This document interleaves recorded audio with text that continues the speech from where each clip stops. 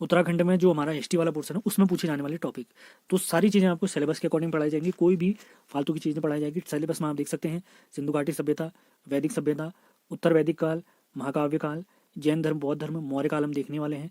उत्तर मौर्य काल, उत्तर मतलब बाद में, मौर्यों के बाद वाला क्या काल रहा, उसके बाद गुप्त साम्राज्य देखेंगे, उत्तर गुप्त काल, और उसी के साथ साथ अरब और तुर्की आक्रमण जो हमारे भारत पर हुए थे वो सारी चीज़ें हम देखने वाले हैं।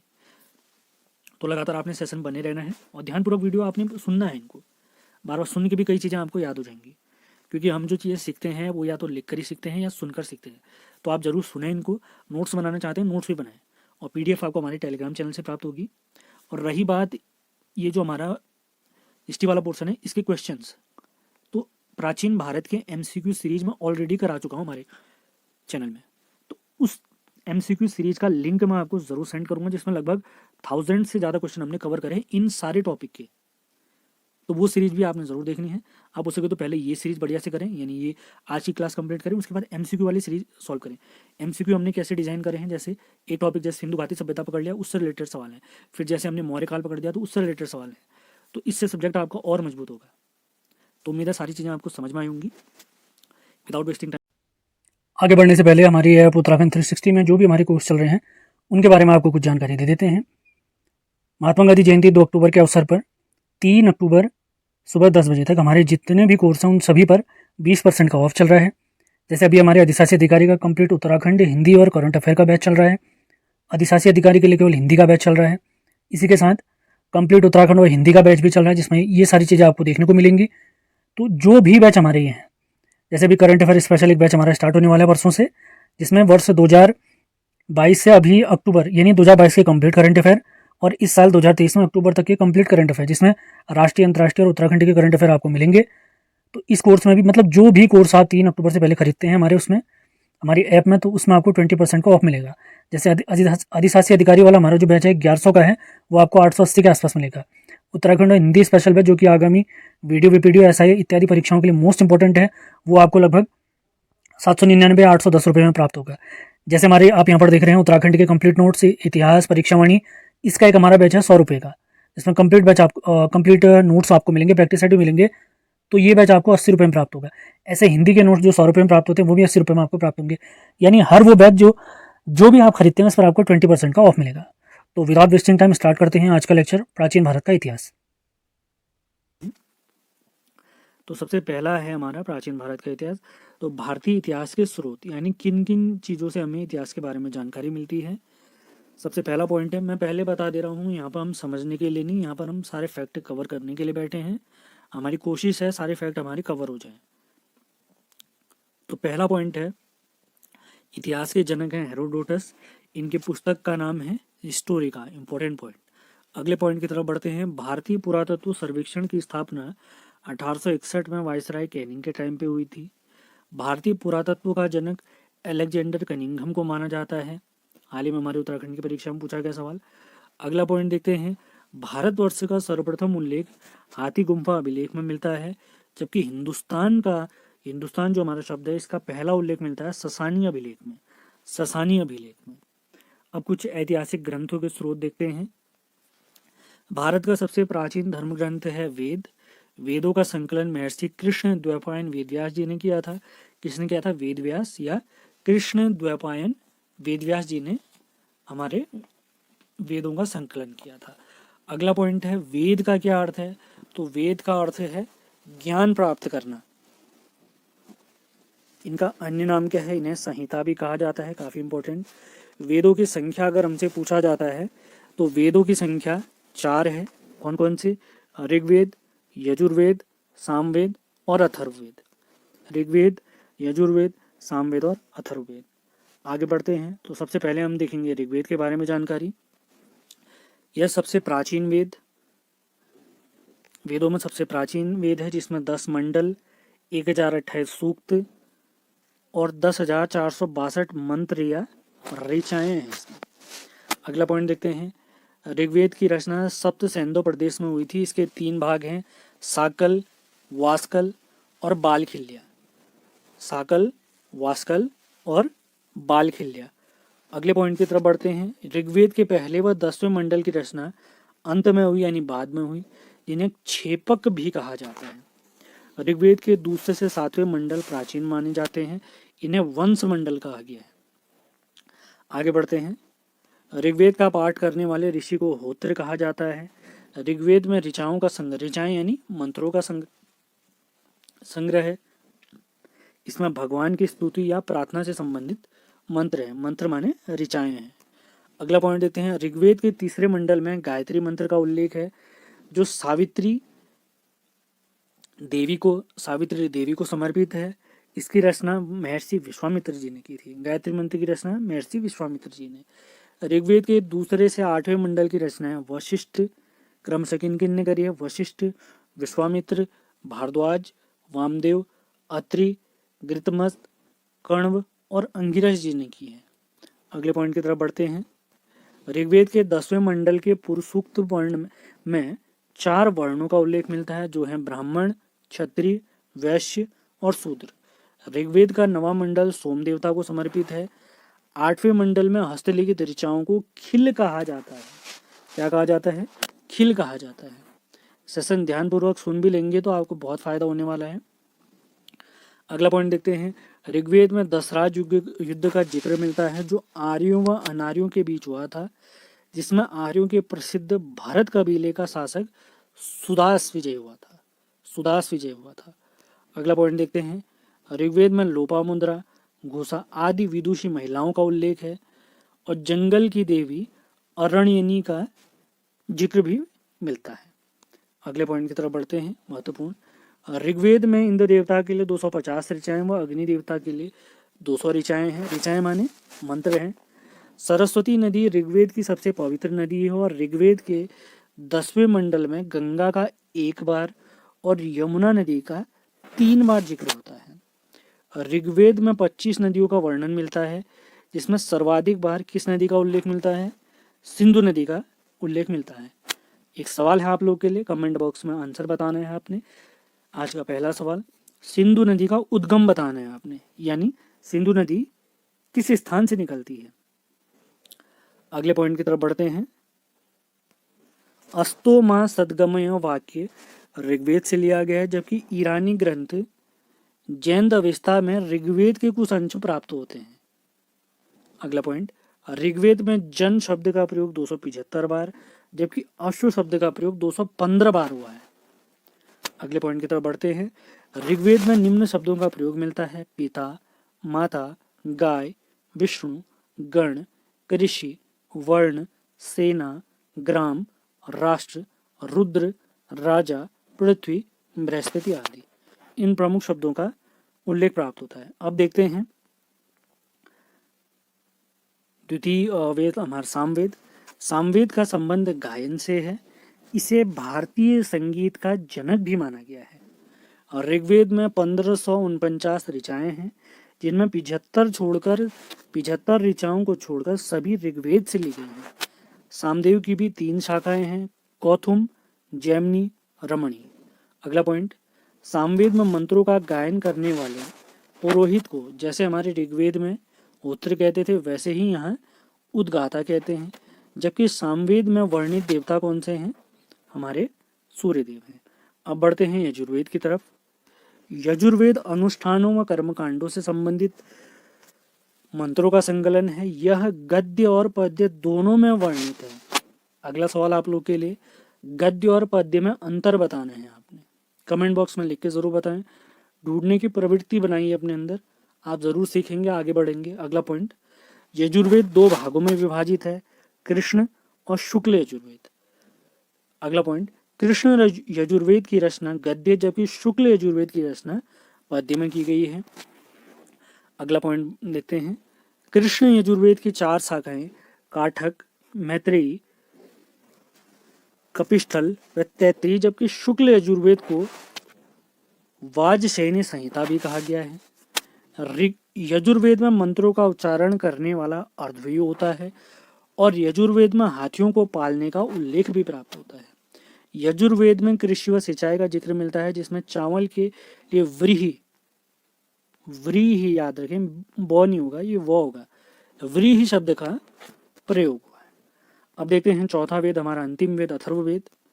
अथर्ववेद सबसे नवीन वेद है, इसे ब्रह्मवेद भी कहते हैं। इसमें 731 सूक्त और 6000 मंत्र हैं। अगला पॉइंट देखते हैं।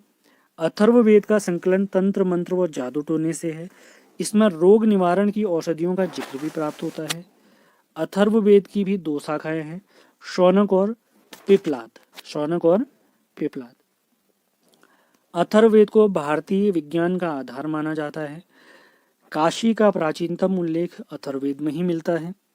अथर्ववेद में सूर्यदेव का जिक्र ब्राह्मण विद्यार्थी के रूप में प्राप्त होता है और सभा व समिति को प्रजापति की 2 पुत्रियां कहा गया है।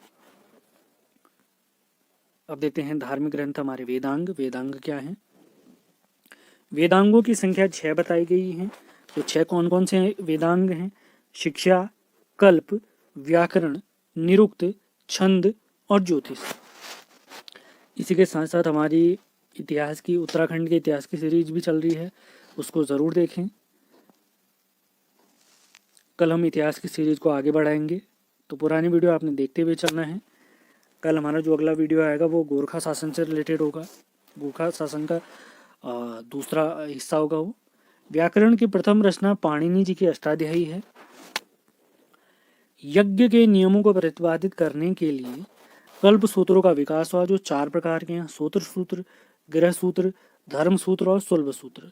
शुल्ब सूत्र ज्यामिति गणना से संबंधित रचना है। अब देखते हैं वेदांग के बाद ब्राह्मण ग्रंथ। ब्राह्मण ग्रंथों की रचना वेदों की आध्यात्मिक व्याख्या के लिए हुई, जो गद्य में रचित हैं। ऋग्वेद में ब्राह्मण ग्रंथ, ऋग्वेद के ब्राह्मण ग्रंथ हैं ऐतरेय व कौस्तिकी। यजुर्वेद के ब्राह्मण ग्रंथ हैं तैतरी और शतपथ। सामदेव के ब्राह्मण ग्रंथ है पंचविश और जैमिनी, षड्विश और तांड्य।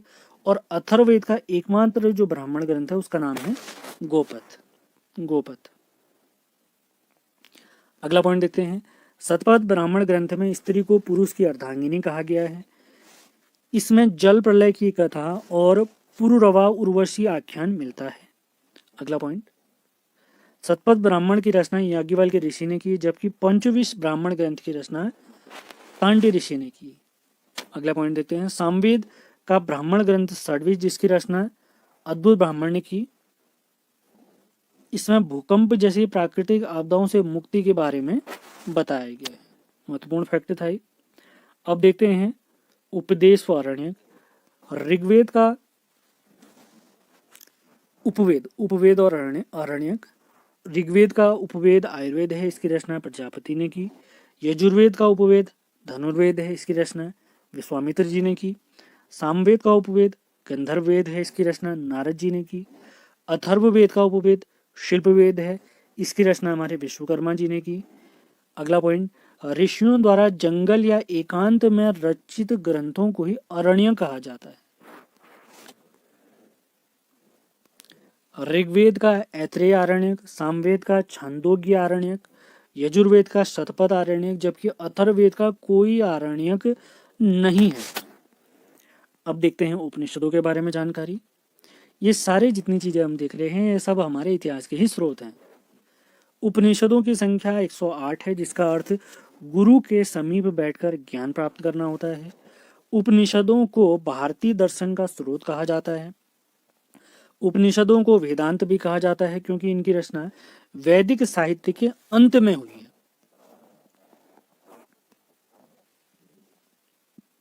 अगला पॉइंट देखते हैं। यम व नचिकेता संवाद की कथा कठोपनिषद में मिलती है। श्वेत केतु व उसके पिता का संवाद छांदोग्य उपनिषद में पाया जाता है। सबसे बड़ा उपनिषद बृहदारण्यकोपनिषद है, जबकि सत्यमेव जयते मुंडकोपनिषद से लिया गया है। ये हमारा राष्ट्रीय वाक्य है, याद रखना आपने।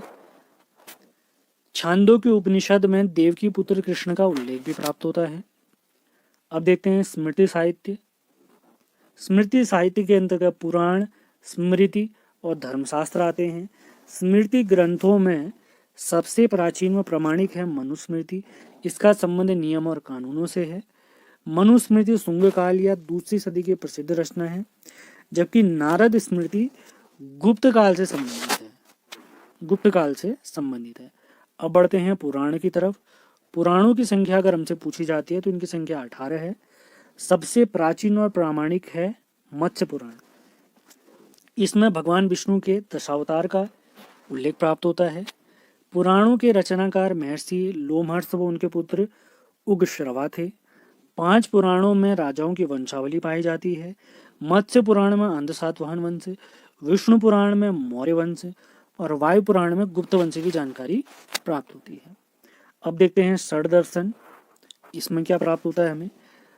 महर्षियों ने 6 दर्शनों में से पतंजलि ने महर्षियों के 6 दर्शनों में से महाराज पतंजलि ने योग दर्शन की रचना की, सांख्य दर्शन की रचना कपिल मुनि ने, वैशेषिक दर्शन की रचना कणाद जी ने की, पूर्व मीमांसा की रचना जैमिनी जी ने, न्याय दर्शन की रचना गौतम ऋषि ने, उत्तर मीमांसा की रचना बादरायण जी ने की है, याद रखना है आपने। अब देखते हैं धर्मशास्त्र रामायण के बारे में जानकारी। सिलेबस में रामायण भी दिया हुआ है। रामायण की रचना संस्कृत भाषा में महर्षि वाल्मीकि ने की, जिसमें लगभग 2400 श्लोक हैं, जिस कारण इसे चतुर्विंशति सहस्त्री कहा जाता है।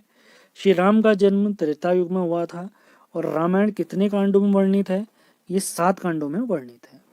अगला देखते हैं, रामायण का तमिल भाषा में अनुवाद कवि कंबन ने किया, जबकि बांग्ला में इसका अनुवाद कीर्तिवास नाम के कवि ने किया। रामायण का फारसी भाषा में अनुवाद अकबर काल में अब्दुल कादिर बदायूनी ने किया, जबकि रामायण का अंग्रेजी में अनुवाद RTH ग्रिफिथ ने किया। ये काफ़ी इंपॉर्टेंट फैक्ट है, पूछे जाते हैं, याद रखना आपने। अब देखते हैं महाभारत या जय संहिता। महाभारत की रचना महर्षि वेदव्यास ने 18 पर्वों में विभक्त की। श्री कृष्ण का जन्म द्वापर युग में हुआ और श्रीमद् भगवद गीता भीष्म पर्वों का एक भाग है। मूलतः महाभारत में 8800 श्लोक थे। इसे जय संहिता भी कहा जाता है, लेकिन 1 लाख श्लोक होने के कारण इसे महाभारत इसका नाम पड़ा। महाभारत का तमिल भाषा में अनुवाद पेरुन देवनार ने भारतम नाम से किया। महाभारत का बांग्ला भाषा में अनुवाद अलाउद्दीन नुसरत शाह ने किया। श्रीमद् भगवद गीता का अनुवाद अंग्रेजी में चार्ल्स विल्किंसन ने 1785 में किया। महाभारत का फारसी में अनुवाद रज्मनामा नाम से बदायूनी व फैजी ने मिलकर किया। फैजी ने गणित की एक पुस्तक है लीलावती, इसका फारसी में अनुवाद भी किया है। महत्वपूर्ण फैक्ट हैं सारे। अगला देखते हैं, महाभारत का फारसी अनुवाद ये तो हम पढ़ चुके हैं। अब देखते हैं जाबालोपनिषद में वर्णित 4 आश्रम। तो 4 आश्रम कौन कौन से हैं? सबसे पहला आता है ब्रह्मचर्य आश्रम, जो जन्म से 25 वर्ष तक चलता है। फिर आता है गृहस्थ आश्रम, जो 25 वर्ष से 50 वर्ष तक आता है। वानप्रस्थ आश्रम, ये 50 से 75 तक की आयु तक, जिसे आध्यात्मिक ज्ञान के लिए भी माना जाता है। इसके बाद आता है संन्यास आश्रम, 75 से अधिक यानी मोक्ष प्राप्ति तक इसका समय आता है। अब देखते हैं श्री हरि विष्णु के 10 अवतार।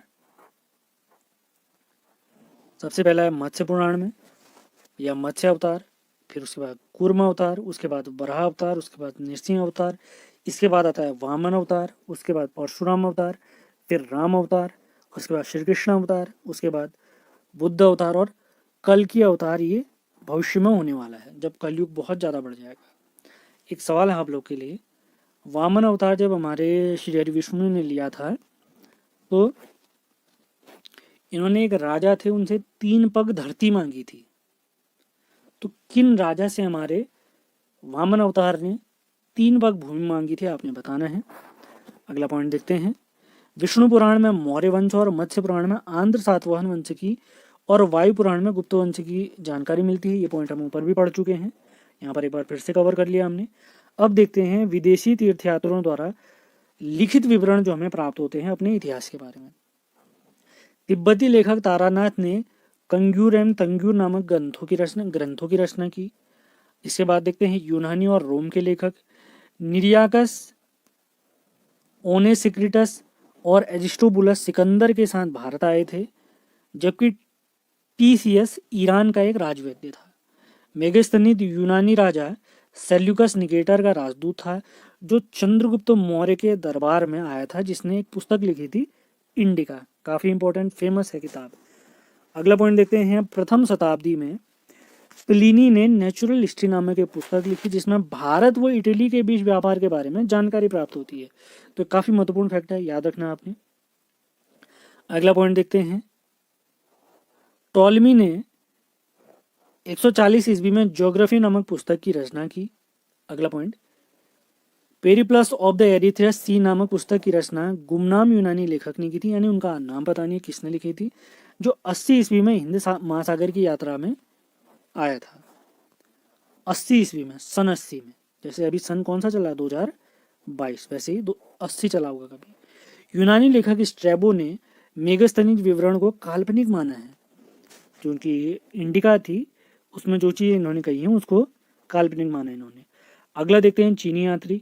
भारत आने वाला प्रथम चीनी यात्री फायान है, जो चंद्रगुप्त द्वितीय के समय भारत आए थे, जो लगभग 15 वर्षों तक भारत में रही। और इनकी जो रचना है फेमस, फो क्यों की, फो करके आप याद रख सकते हैं। अगला पॉइंट, संयुगन नामक चीनी यात्री भारत की यात्रा पर 518 ईस्वी में आया। भारत आने वाला तीसरा चीनी यात्री वेनसांग था, जो भारत 629 से 645 ईस्वी तक रहा। और इसकी पुस्तक है, वेनसांग की पुस्तक है सी यू की। अगला पॉइंट देखते हैं, वेनसांग सम्राट हर्षवर्धन के समय भारत आया था। उन्होंने नालंदा विश्वविद्यालय में पठन पाठन का कार्य किया। इनके समय नालंदा विश्वविद्यालय के कुलपति थे आचार्य सीलभद्र। वेनसांग को यात्रियों का राजकुमार भी कहा जाता है। मोस्ट इंपॉर्टेंट फैक्ट, वेनसांग के साथ भारत आने वाला चीनी यात्री इत्सिंग था, जो लगभग 600 वेनसांग के बाद भारत आने वाला चीनी यात्री इत्सिंग था, जो 675 ईस्वी में नालंदा व विक्रमशिला विश्वविद्यालय में आया था। आपके लिए सवाल है, ये विक्रमशिला विश्वविद्यालय किस राज्य में पड़ता है भारत के? अगला पॉइंट देखते हैं, सारे सवालों के आंसर आपने देने हैं। दक्षिण भारत के चोल दरबार पहुंचने वाला चीनी यात्री है चाओ जुकुआ। अब अरबी लेखकों ने भारत के बारे में क्या कहा वो चीज देखते हैं। सुलेमान नामक अरबी यात्री 9वीं शताब्दी में प्रतिहार शासक के दरबार में आया था, जिनका नाम मीर बोस था। अल मसूदी राष्ट्रकूट शासन के समय भारत आया था, जिसमें भारतीय मानसून के बारे में सटीक विवरण दिया गया है। अल बरूनी महमूद गजनवी के साथ भारत आया था, जो लेखक के साथ साथ गणितज्ञ और ज्योतिष भी था। अल बरूनी की एक पुस्तक है किताबुल हिंद या तहकीक हिंद, ये काफ़ी फेमस पुस्तक है, आपने याद रखना, पूछा जाता है। अल बरूनी संस्कृत हमारी जो भाषा है उसका अध्ययन करने वाला पहला मुस्लिम भी है। अब देखते हैं कुछ पुरातात्विक साक्ष्य जिनसे हमें भारत की जानकारी प्राप्त होती है। तो अभिलेखों के अध्ययन को इपिग्राफी कहा जाता है। अब देखते हैं कौन कौन से अभिलेख हमें प्राप्त हुए हैं अपने। तो सर्वाधिक प्राचीन अभिलेख बोगाजकोई का अभिलेख है, जिसे एशिया माइनर भी कहते हैं, जो 1400 ईसा पूर्व का है, जिसमें आर्यों के ईरान से पूर्व की ओर आने का विवरण मिलता है। ईसा पूर्व कहने का मतलब क्या है? ईसा मसीह के जन्म से पहले। तो ईसा मसीह का जन्म सन 1 अगर माने 25 दिसंबर को हुआ था, उनके स्टार्ट होने के बाद ही नए वर्ष भी स्टार्ट हुए, तो सन 1 से पहले भी तो साल रहे होंगे। तो उससे पहले पीछे के वर्षों में जाएंगे तो उससे पहले भी 1400 साल पहले, यानी सन 1 स्टार्ट होने से पहले 1400 साल। अभी कौन सा चल रहा है? 2022। तो यहाँ से यहाँ जाएंगे तो इतने का अंतर हो जाएगा। 1400 ये हो गया, 2022 ये हो गया। अगला पॉइंट देखते हैं, महाराष्ट्र व शाहगौरा के अभिलेख चंद्रगुप्त मौर्य के शासनकाल के हैं। सर्वप्रथम भारतवर्ष शब्द का लोग, मोस्ट इंपॉर्टेंट फैक्ट, कलिंग राजा खारवेल के हाथी गुम्फा अभिलेख से प्राप्त होता है।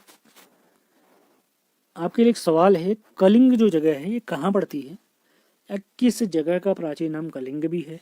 याद रखना है आपने। अगला पॉइंट, अशोक के अभिलेखों को सर्वप्रथम पढ़ने का श्रेय जेम्स प्रिंसेप को जाता है। इन्होंने 1837 में ब्राह्मी लिपि पढ़ने में सफलता पाई थी। Important fact. अगला पॉइंट देखते हैं, अशोक के प्रयाग अभिलेख में समुद्रगुप्त की प्रशस्ति उत्कीर्ण है। प्रयाग प्रशस्ति समुद्रगुप्त के राजकवि हरिशेन ने उत्कीर्ण की है। अगला पॉइंट देखते हैं, रुद्रदामन का जूनागढ़ अभिलेख या गिरनार अभिलेख संस्कृत भाषा का प्रथम अभिलेख है। दिल्ली का मेहरौली स्तंभ लेख, इसका संबंध चंद्रगुप्त द्वितीय से है। ग्वालियर अभिलेख का संबंध गुर्जर प्रतिहा शासकों से है।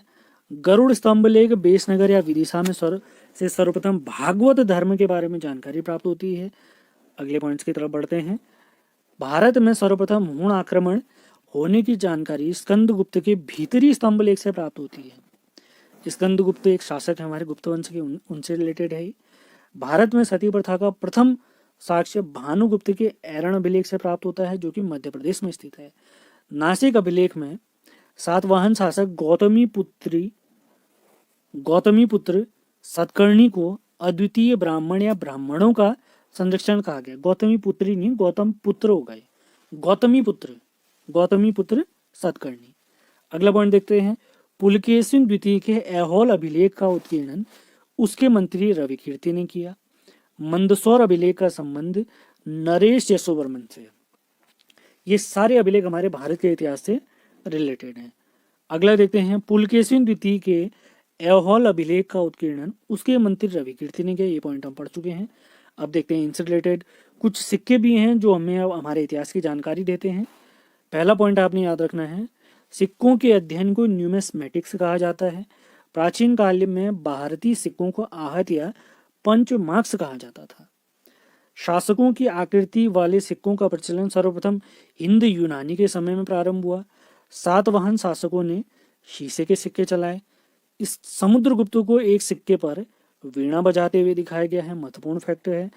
भारत में सर्वप्रथम स्वर्ण सिक्के हिंदू यूनानी शासकों ने चलाए। भारत में सबसे ज्यादा शुद्ध स्वर्ण के सिक्के कुषाणों ने चलाए, जबकि भारत में सर्वाधिक मात्रा में सोने के सिक्के गुप्त शासकों ने चलाए। ये तीनों के तीनों पॉइंट मोस्ट इंपॉर्टेंट है, याद रखें, आपने याद रखने सारे पॉइंट। अब बढ़ते हैं प्रागैतिहासिक काल के टाइम पे। प्रागैतिहासिक काल किसे कहते हैं, क्या कहते हैं, वो सारी जानकारी हम लेने वाले हैं। प्रागैतिहासिक काल को 3 उपखंडों में विभाजित किया जाता है, पुरापाषाण काल, मध्य पाषाण काल और नवपाषाण काल। भारत में सबसे पहले पाषाणकालीन सभ्यता की खोज 1863 में रॉबर्ट ब्रूसफुट ने की। मानव की उत्पत्ति लगभग 3000 ईसा पूर्व मानी जाती है। रॉबर्ट ब्रूसफुट ने मद्रास के पल्लवरम नामक स्थान से हैंड एक्स खोजा था। अगला पॉइंट देखते हैं, जॉर्वे संस्कृति दाइमाबाद के लोग मृतकों को घरों में दफनाते थे। यह एक ताम्र पाषाणिक संस्कृति है। अब देखते हैं पुरापाषाण काल के बारे में। निम्न पुरापाषाण काल में 2 तरह के उपकरण प्राप्त हुए हैं। पहला है चॉपर चॉपिंग पेबल संस्कृति, पाकिस्तान के पंजाब प्रांत में सोन नदी घाटी में पाई जाती है, जबकि दूसरी है हैंड एक्स संस्कृति या मद्रासी संस्कृति, मद्रास के अतिरपलग में पाई गई है। मध्य पुरापाषाण काल में फलकों की अधिकता के कारण फलक संस्कृति भी इसे कहते हैं। इस काल का मुख्य उपकरण स्क्रैपर या खुरचनी था। उच्च पुरापाषाण काल में पहला ज्ञानी मानव होमो सेपियंस को माना जाता है, जिसने आग का आविष्कार भी किया था। मध्य प्रदेश की भीमबेटका की गुफा उच्च पुरापाषाण काल की है, जिसमें पाषाणकालीन चित्रकारी मिलती है, जिसमें पाषाणकालीन चित्रकारी प्राप्त होती है। अब देखते हैं मध्य पाषाण काल के बारे में। मध्य पाषाण काल में सर्वप्रथम मानव ने पशुपालन स्टार्ट किया था और सबसे पहला पालतू पशु माना था कुत्ता। पशुपालन का सबसे प्राचीन प्रमाण मध्य प्रदेश के आदमगढ़ व राजस्थान के बागौर से प्राप्त होता है। भारत में मानव कंकाल मध्य पाषाण काल में प्राप्त हुए। सबसे प्राचीन नगर सरहाय नगर था। काफी इंपॉर्टेंट फैक्ट याद रखना है। मृतकों का अंतिम संस्कार व आभूषण निर्माण की शुरुआत मध्य पाषाण काल में ही मानी जाती है। नवपाषाण काल। नवपाषाण काल में मानव ने कृषि कार्य करना स्टार्ट किया, जिसमें सबसे प्राचीन कृषि के साक्ष्य बलूचिस्तान के मेहरगढ़ से प्राप्त होते हैं। चावल उगाने के प्राचीन साक्ष्य इलाहाबाद में बेलन घाटी के कोल्डी हवा से प्राप्त हुए। नई खोज के मुताबिक संत कबीर नगर है। मृद भांडों या मिट्टी के बर्तन में पहिए का सर्वप्रथम प्रयोग नवपाषाण काल में हुआ है। कश्मीर में नवपाषाणकालीन संस्कृति को बुर्जहोम संस्कृति भी कहा गया है। बुर्जहोम संस्कृति में मानव के साथ कुत्ते दफनाने के प्रमाण भी प्राप्त होते हैं। महत्वपूर्ण फैक्ट है। अब बढ़ते हैं हमारे प्रमुख टॉपिक की तरफ, सिंधु घाटी सभ्यता या हड़प्पा सभ्यता की तरफ। रेडियो कार्बन C14 विश्लेषण तकनीकी के अनुसार हड़प्पा सभ्यता का जो सर्वमान्य काल है वो 2350 ईसा पूर्व से 1750 ईसा पूर्व है। हड़प्पा सभ्यता एक नगरीय सभ्यता थी और कांस्य की खोज के कारण इसे कांस्य युगीन सभ्यता भी कहते हैं। हड़प्पा के टीलों का सर्वप्रथम अध्ययन 1826 में चार्ल्स मैसन ने किया। हड़प्पा सभ्यता की खोज 1921 ईस्वी में दयाराम साहनी ने की, जबकि 1922 में राखल दास बनर्जी ने मोहनजोदड़ो की खुदाई की। अब इसके क्षेत्रफल और इसके अन्य क्षेत्रों के बारे में देखते हैं। एक सवाल भी आप लोग के लिए आने वाला है। हड़प्पा सभ्यता का क्षेत्रफल लगभग 13 लाख वर्ग किलोमीटर था या 12,99,600 वर्ग किलोमीटर था, जो त्रिभुजाकार फैली थी, और इसका विस्तार उत्तर में कश्मीर के मांडा, दक्षिण में महाराष्ट्र के दायमाबाद, पूर्व में उत्तर प्रदेश के आलमगीरपुर और पश्चिम में बलूचिस्तान के सुतकांगी डोर तक था। एक सवाल है आप लोग के लिए, ये जो मांडा स्थल आपको दिख रहा है, आपने बताना है ये किस नदी के तट पर है। भारत में हड़प्पा सभ्यता के सबसे जो अधिक स्थल प्राप्त हुए हमारे गुजरात से प्राप्त होते हैं। सिंधु सभ्यता में आग से पकी मिट्टी को टेराकोटा कहते थे। सैंधव सभ्यता की लिपि भाव चित्रात्मक थी, जिसमें अंग्रेजी के युवा मछली जैसे चित्र का सर्वाधिक प्रयोग हुआ है। सिंधु सभ्यता पतन का मुख्य कारण मार्शल व मैके नाम के इतिहासकार है, उन्होंने बाढ़ को बताया है। लेकिन व्हीलर नाम के इतिहासकार बताते हैं कि आर्यों के आक्रमण की वजह से इस सभ्यता का अंत हुआ। अब देखते हैं हड़प्पा सभ्यता में नगर नियोजन। ये अपने नगर नियोजन के लिए काफी फेमस था। हड़प्पा सभ्यता नगर 2 भागों में विभाजित थे। ऊपरी भाग दुर्गीकृत व निचला भाग, जबकि धौलावीरा की 3 भागों में बटा हुआ था। धौलावीरा 3 भागों में बटा हुआ था, जिसमें 2 भाग दुर्गीकृत थे। सैंधव सभ्यता के घरों या भवनों के निर्माण में ग्रिड पद्धति का प्रयोग हुआ है। इस सभ्यता में बने घरों के दरवाजे और खिड़कियां सड़क की ओर न खुलकर पीछे की ओर खुलते थे, लेकिन लोथल में दरवाजे मुख्य सड़क की ओर खुलते थे। मोहनजोदड़ो के प्रत्येक घरों में कुआं बनाने के अवशेष प्राप्त हुए हैं। इस सभ्यता का चन्हुदड़ो एकमात्र नगर था जो दुर्गीकृत नहीं था, मतलब उसकी सुरक्षा के लिए चारों तरफ से दीवार नहीं लगाई गई थी। मोहनजोदड़ो में एक विशाल स्नानागार मिला है जो 11.89 मीटर लंबा, 7 मीटर चौड़ा और 2.4 मीटर गहरा था। धौलावीरा में एक स्टेडियम व श्यामपट के प्रमाण मिलते हैं। मनके बनाने का कारखाना लोथल व चन्हुदड़ो में था। यहाँ के मृद भांड यानी मिट्टी के बर्तन लाल व काले रंग के होते थे।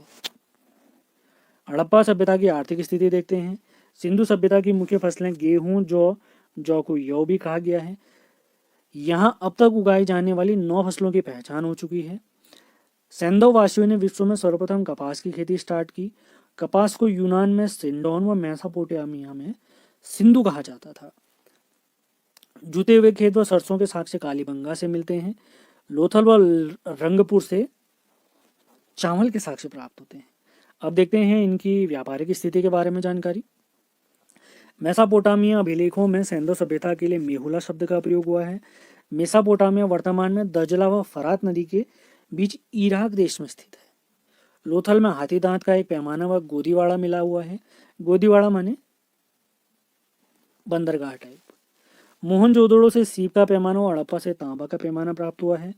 कालीबंगा से मिट्टी का बना पैमाना मिला है। यहाँ के मानक 16 के गुणक में बटे हुए थे। अगला देखते हैं, कालीबंगा से मेसोपोटामिया की बेलनाकार मोहरें भी प्राप्त हुई हैं। सिंधु सभ्यता की अधिकांश मुद्राओं में एक श्रृंगी पशु का चित्र मिला हुआ है और इनकी जो अधिकांश मोहरें थी वो शेलखड़ी की बनी थी। इनका आकार वर्गाकार था। मोहनजोदड़ो में एक मृद भांड पर नाव का चित्र मिला, जबकि लोथल के मृद भांड पर चालाक लोमड़ी का चित्र प्राप्त होता है। मृद भांड माने, फिर से बताते हैं, मिट्टी का बर्तन। अब देखते हैं इनकी धार्मिक स्थिति। ये लोग मातृ देवी पशुपति शिव की पूजा करते थे। हड़प्पा में एक मूर्ति में स्त्री के गर्भ में एक पौधा निकलता दिखाई देता है जो पृथ्वी देवी की प्रतिमा हो सकती है। सैंधव सभ्यता में मंदिर के अवशेष प्राप्त नहीं हुए, लेकिन मोहनजोदड़ो की मोहरों पर स्वास्तिक का चिन्ह अंकित है। मोहनजोदड़ो में कांसे से बनी नर्तकी का मूर्ति भी प्राप्त हुई है। अब देखते हैं हड़प्पा सभ्यता के प्रमुख स्थलों के बारे में जानकारी।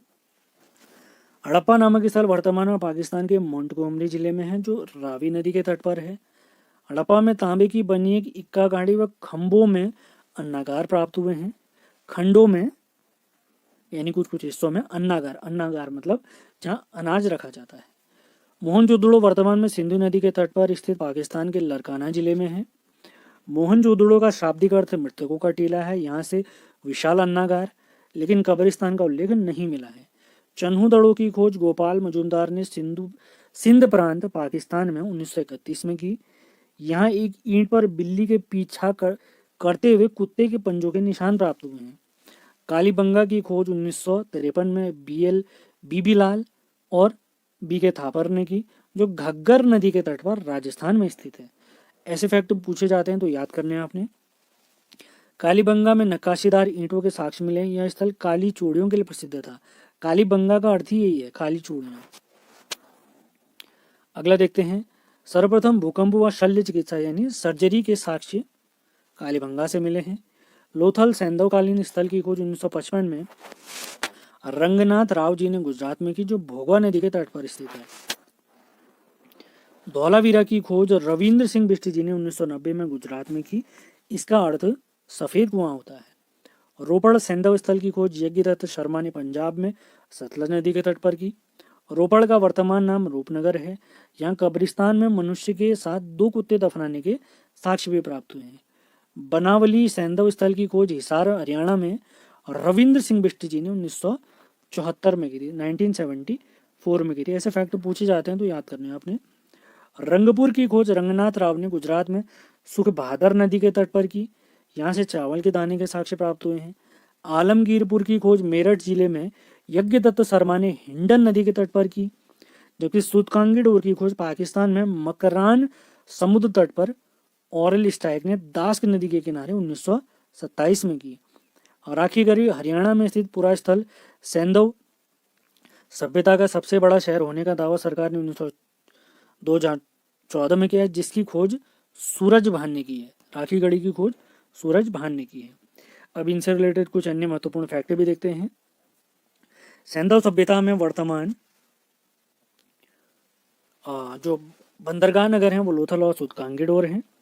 सैंधव सभ्यता की समकालीन सभ्यता है मेसापोटामिया, मिस्र, क्रीट व फारस। पिग्गट ने हड़प्पा और मोहनजोदड़ो को सैंधव सभ्यता की जुड़वा राजधानी कहा है। सैंधव काल के सर्वाधिक पुरा स्थल यानी प्राचीन स्थल सरस्वती नदी घाटी में प्राप्त हुए हैं। हड़प्पा में एक कब्रिस्तान में 37 कब्रें प्राप्त हुई हैं, जिनमें R37 नाम दिया गया है। सैंधव वासियों का प्रसिद्ध खेल पासा था तथा पवित्र पक्षी पाख था और पवित्र पशु कुबड़ वाला बैल था। सैंधव सभ्यता में सर्वाधिक लोग भूमध्य सागरीय प्रजाति या द्रविड़ प्रजाति के थे। हड़प्पावासी गन्ने से परिचित नहीं थे, वे लोग मिठास के लिए शहद का प्रयोग करते थे। महत्वपूर्ण फैक्ट है। तो सिंधु घाटी सभ्यता हमारी समाप्त होती है। अब देखते हैं वैदिक सभ्यता के बारे में महत्वपूर्ण फैक्ट। वैदिक सभ्यता, जैसे सिंधु सभ्यता हमारी क्या थी, शहरी सभ्यता थी, तो वैसे वैदिक सभ्यता हमारी ग्रामीण सभ्यता थी, जिसे 2 भागों में बांटा गया, ऋग्वैदिक और उत्तर ऋग्वैदिक काल में। आर्यों ने वैदिक सभ्यता की स्थापना की, जो सर्वप्रथम पंजाब और अफगानिस्तान में बसे।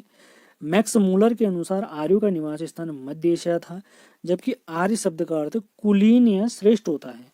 आप लोग के लिए एक सवाल है, मैक्स मूलर जो सुन रहे हैं आप, ये किस देश के थे आपने बताना है कमेंट बॉक्स में, ज़रूर बताएं। वीडियो ध्यानपूर्वक सुनना है, PDF टेलीग्राम से डाउनलोड करें और पूछे गए प्रश्नों के आंसर ज़रूर दें। ऋग्वैदिक कालीन अब देखते हैं। इसका टाइम पीरियड 1500 ईसा पूर्व से 1000 ईसा पूर्व तक है।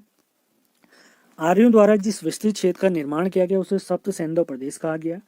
ऋग्वेद में गाय को अधन्या कहा जाता है, अर्थात जिसे कभी न मारा जाए, न मारने योग्य। इनका प्रमुख व्यवसाय कृषि और पशुपालन था और घोड़ा इनका प्रियतम पशु था, मतलब बेस्ट पशु ये घोड़े को ही मानते थे। इनके द्वारा खोजी गई वस्तु लोहा थी, जिसे श्याम अयस कहा गया है, श्याम अयस। वैदिक काल में हल को शिरा, जुते हुए खेत को उर्वरा व हल रेखा को सीता कहा जाता था, जबकि व्यापारी के लिए पर्णी और सूदखोर के लिए बैकनॉट कहा जाता था। आर्य लोग युद्ध के लिए कविष्टि शब्द का प्रयोग करते थे, जिसका अर्थ गायों की खोज था। वैदिक काल में निष्क व सतनाम नामक सिक्कों का उल्लेख प्राप्त होता है। और ऋग्वेद के प्रमुख देवता इंद्र थे, जिन्हें पुरंदर या युद्ध का देवता या वर्षा का देवता भी कहा गया है। पूषण को पशुओं का देवता कहा जाता है और आश्विन को विपत्तियों को हरने वाला देवता कहा गया है। अग्नि को मनुष्य व देवताओं को जोड़ने वाला और द्यौ को आकाश का देवता कहा गया है। अब इस टाइम पे कुछ प्रमुख नदियां थी, इनके प्राचीन नाम देखते हैं। जैसे जिसे हम झेलम कहते हैं, प्राचीन नाम वितस्ता। चिनाव का प्राचीन नाम अस्किनी, रावी का पुरुषणी, गंडक का सदानीरा, सतलज का सतुद्री, व्यास का विपासा, काबुल का कुंभा, घग्गर का दृष्टवती, गोमती का गोमल, सरस्वती का घग्गर। अब देखते हैं वैदिक समाज। ऋग्वेद में आर्यों के लिए द्विज शब्द का प्रयोग हुआ है, जिसका अर्थ होता है दो बार जन्म। आर्य समाज वर्ण के आधार पर विभक्त न होकर कर्म के आधार पर विभक्त थे। वैदिक काल में आजीवन अविवाहित रहने वाली स्त्री के लिए अमाजु शब्द का प्रयोग हुआ है। विधवा विवाह की प्रथा नहीं थी, लेकिन पुत्र प्राप्ति के लिए नियोग प्रथा हो सकती थी। अंतर जाति विवाह में प्रतिलोम व अनुलोम विवाह थे, और अनुलोम विवाह में पुरुष उच्च वर्ण और स्त्री निम्न वर्ण की होती थी। वैदिक काल में वहतु कन्या को विवाह के समय उपहार स्वरूप दिया जाता था। आर्यों का मुख्य पेय सोमरस वनस्पति से बनाया जाता था। आर्यों के परिधान के 3 भाग हैं, वास, अधिवास और उस्तृणीस। अब देखते हैं ऋग्वैदिक कालीन प्रशासन। आर्यों का प्रशासन 5 भागों में बटा हुआ था: कुल, ग्राम, विश्व, जन और राष्ट्र। आर्य लोग परिवार के मुखिया को कुलप और ग्राम के मुखिया को ग्रामणी कहते थे। आर्य लोग प्रशासनिक अधिकारियों को सामूहिक रूप से रत्निन कहते थे। वैदिक काल की सबसे प्राचीन संस्था विदथ, जिसका ऋग्वेद में 122 बार जिक्र है, और अन्य संस्थाएं सभा व समिति थी। सभा समाज में श्रेष्ठ लोगों की संस्था थी, जबकि समिति सामान्य जनता का प्रतिनिधित्व करती थी। समिति के मुखिया को ईशान कहा जाता था। बलि राजा को दिया जाने वाला स्वैच्छिक कर होता था, और राजा का प्रमुख पदाधिकारी पुरोहित होता था। अब देखते हैं उत्तर वैदिक काल। शतपथ ब्राह्मण में सदानीरा या गंडक नदी और नर्मदा को रवित्रा का उल्लेख मिलता है, यानी ये कहा गया नर्मदा को। उत्तर वैदिक काल में राजा का पद वंशानुगत होता था, यानी राजा का बेटा ही राजा बनेगा। राजा के राज्याभिषेक पर राजसूय यज्ञ होता था, और वाजपेयी यज्ञ राजा के शक्ति प्रदर्शन के लिए रथ दौड़ होती थी। राजा के पदाधिकारियों को रत्नी कहते थे। शतपथ ब्राह्मण में 12 रत्नियों का उल्लेख प्राप्त होता है। सर्वप्रथम जाबालोपनिषद में 4 आश्रमों का उल्लेख है: ब्रह्मचर्य, गृहस्थ, वानप्रस्थ, संन्यास, जिनके बारे में हम ऑलरेडी पढ़ चुके हैं। गृहस्थ आश्रम में मनुष्य 3 ऋणों से मुक्ति पा सकता है: देव ऋण, ऋषि ऋण और पितृ ऋण। गोत्र नामक संस्था उत्तर वैदिक काल में अस्तित्व में आई थी। पूषण शूद्रों के देवता के रूप में प्रसिद्ध हुए, जबकि ऋग्वैदिक काल में यह पशुओं के देवता थे। उत्तर वैदिक काल में इंद्र के स्थान पर प्रजापति एक महत्वपूर्ण देवता बन गए थे। अब बढ़ते हैं। उत्तर वैदिक काल में पूषण को शूद्रों का देव कहा गया, और त्रिदेव ब्रह्मा, विष्णु, महेश का उल्लेख भी मिलता है। कर संग्रह करने वाले अधिकारी को भाग दूध कहा गया, और अक्षवाप जुए की जांच करने वाला अधिकारी होता था। उत्तर वैदिक काल में गेहूं को गोधूम और धान को व्रीहि और जौ को यव कहा गया है। हिरण्य का मतलब सोना, श्मश्रु का मतलब दाढ़ी, कुआं का अर्थ कवट, और नाई के लिए वप्ता शब्द का प्रयोग होता था। स्मृति ग्रंथों में 16 संस्कारों का वर्णन मिलता है, और मनुस्मृति में 8 प्रकार के विवाहों का उल्लेख मिलता है, जिसमें ब्रह्म विवाह सबसे सर्वश्रेष्ठ माना गया है। गंधर्व विवाह को प्रेम विवाह भी कहा जाता था, या गंधर्व विवाह एक प्रकार का प्रेम विवाह होता था। अब देखते हैं महाजनपद काल के बारे में जानकारी। ये भी हमारे सिलेबस में दिया हुआ है। ये सिलेबस में दिया तो नहीं है, लेकिन ये इसी से हमारा मगध यानी मौर्य वंश की भी स्थापना का मार्ग खुलेगा, तो इसको देखना भी बहुत आवश्यक है। तो बौद्ध ग्रंथ अंगुत्तर निकाय में 16 महाजनपदों का उल्लेख मिलता है, जो सर्वाधिक प्रामाणिक भी है।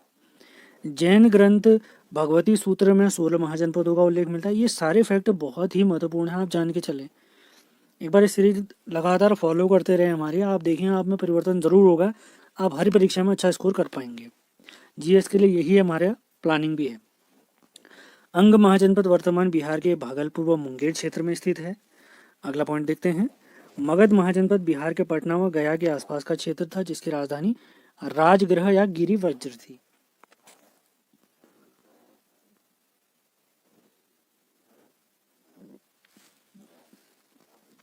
अगले देखते हैं। काशी महाजनपद की राजधानी वाराणसी थी, जबकि कौशल की राजधानी श्रावस्ती थी। वज्जी महाजनपद 8 गणराज्यों का एक संघ था, जिसकी राजधानी वैशाली थी। मल्ल महाजनपद की राजधानी कुशीनगर थी, जहां गणतंत्रात्मक शासन प्रणाली थी, यानी लोकतंत्र टाइप। एक सवाल है आपके लिए, वर्तमान में जो आपको दिख रहा है कुशीनगर, ये कौन से राज्य में स्थित है, ये आपने बताना है। अगला देखते हैं, कुरु महाजनपद की राजधानी इंद्रप्रस्थ थी, जो आधुनिक दिल्ली व मेरठ में स्थित है। मत्स्य महाजनपद की राजधानी विराटनगर थी, जो आधुनिक जयपुर में स्थित था। सूरसेन महाजनपद की राजधानी मथुरा थी, और अवंती महाजनपद की राजधानी उज्जैनी या उज्जैन थी। उज्जैन से रिलेटेड भी आपके लिए एक सवाल आने वाला है। तो सवाल है, उज्जैन किस नदी के तट पर स्थित है, आपने बताना है। महत्वपूर्ण सवाल है, कुंभ मेलों से रिलेटेड है। दक्षिण भारत में एकमात्र महाजनपद का नाम अश्मक प्राप्त होता है, जिसकी राजधानी पोतन थी। गांधार की राजधानी तक्षशिला थी, जो वर्तमान में पाकिस्तान में है। जबकि कंबोज की राजधानी हाटक या राजपुर थी, जो अफगानिस्तान में स्थित है। ये कंबोज को ही काबुल कहते हैं वर्तमान में। वत्स महाजनपद की राजधानी कौशाम्बी थी, जो इलाहाबाद के आसपास स्थित था। चेरी महाजनपद की राजधानी शक्तिमती थी, जो बुंदेलखंड में स्थित है। तो इन्हीं से मगध एक राजवंश आता है, मगध से रिलेटेड बनता है हमारा मौर्य वंश। तो मौर्य वंश के पहले शासक हैं हमारे चंद्रगुप्त मौर्य, 322 ईसा पूर्व से 298 ईसा पूर्व। मौर्य वंश के पहले शासक यही हैं, और इनको विलियम जोन्स ने सेंट्रोकोटस या एंट्रोकोटस कहा है। मतलब वो कहते हैं कि सेंट्रोकोटस और एंट्रोकोटस ही कौन है, चंद्रगुप्त मौर्य हैं। बौद्ध व जैन ग्रंथ चंद्रगुप्त को क्षत्रिय और मुद्रा राक्षस व ब्राह्मण ग्रंथ चंद्रगुप्त मौर्य को शूद्र बताते हैं। चंद्रगुप्त मौर्य के प्रधानमंत्री चाणक्य थे, जिनका अन्य नाम विष्णुगुप्त या कौटिल्य भी था। चाणक्य जी ने एक अर्थशास्त्र की रचना की थी, जो 15 खंडों में विभाजित थी, और चाणक्य जी को ही भारत का मैकियावेली भी कहते हैं। किताब का नाम इनका अर्थशास्त्र, और जो पॉलिटी से रिलेटेड थी। चंद्रगुप्त मौर्य ने 305 ईसा पूर्व में सिकंदर के सेनापति सेल्यूकस निकेटर को हराया, जिसके फलस्वरूप उन्हें काबुल, मकरान, कंधार व हेरात प्राप्त हुए।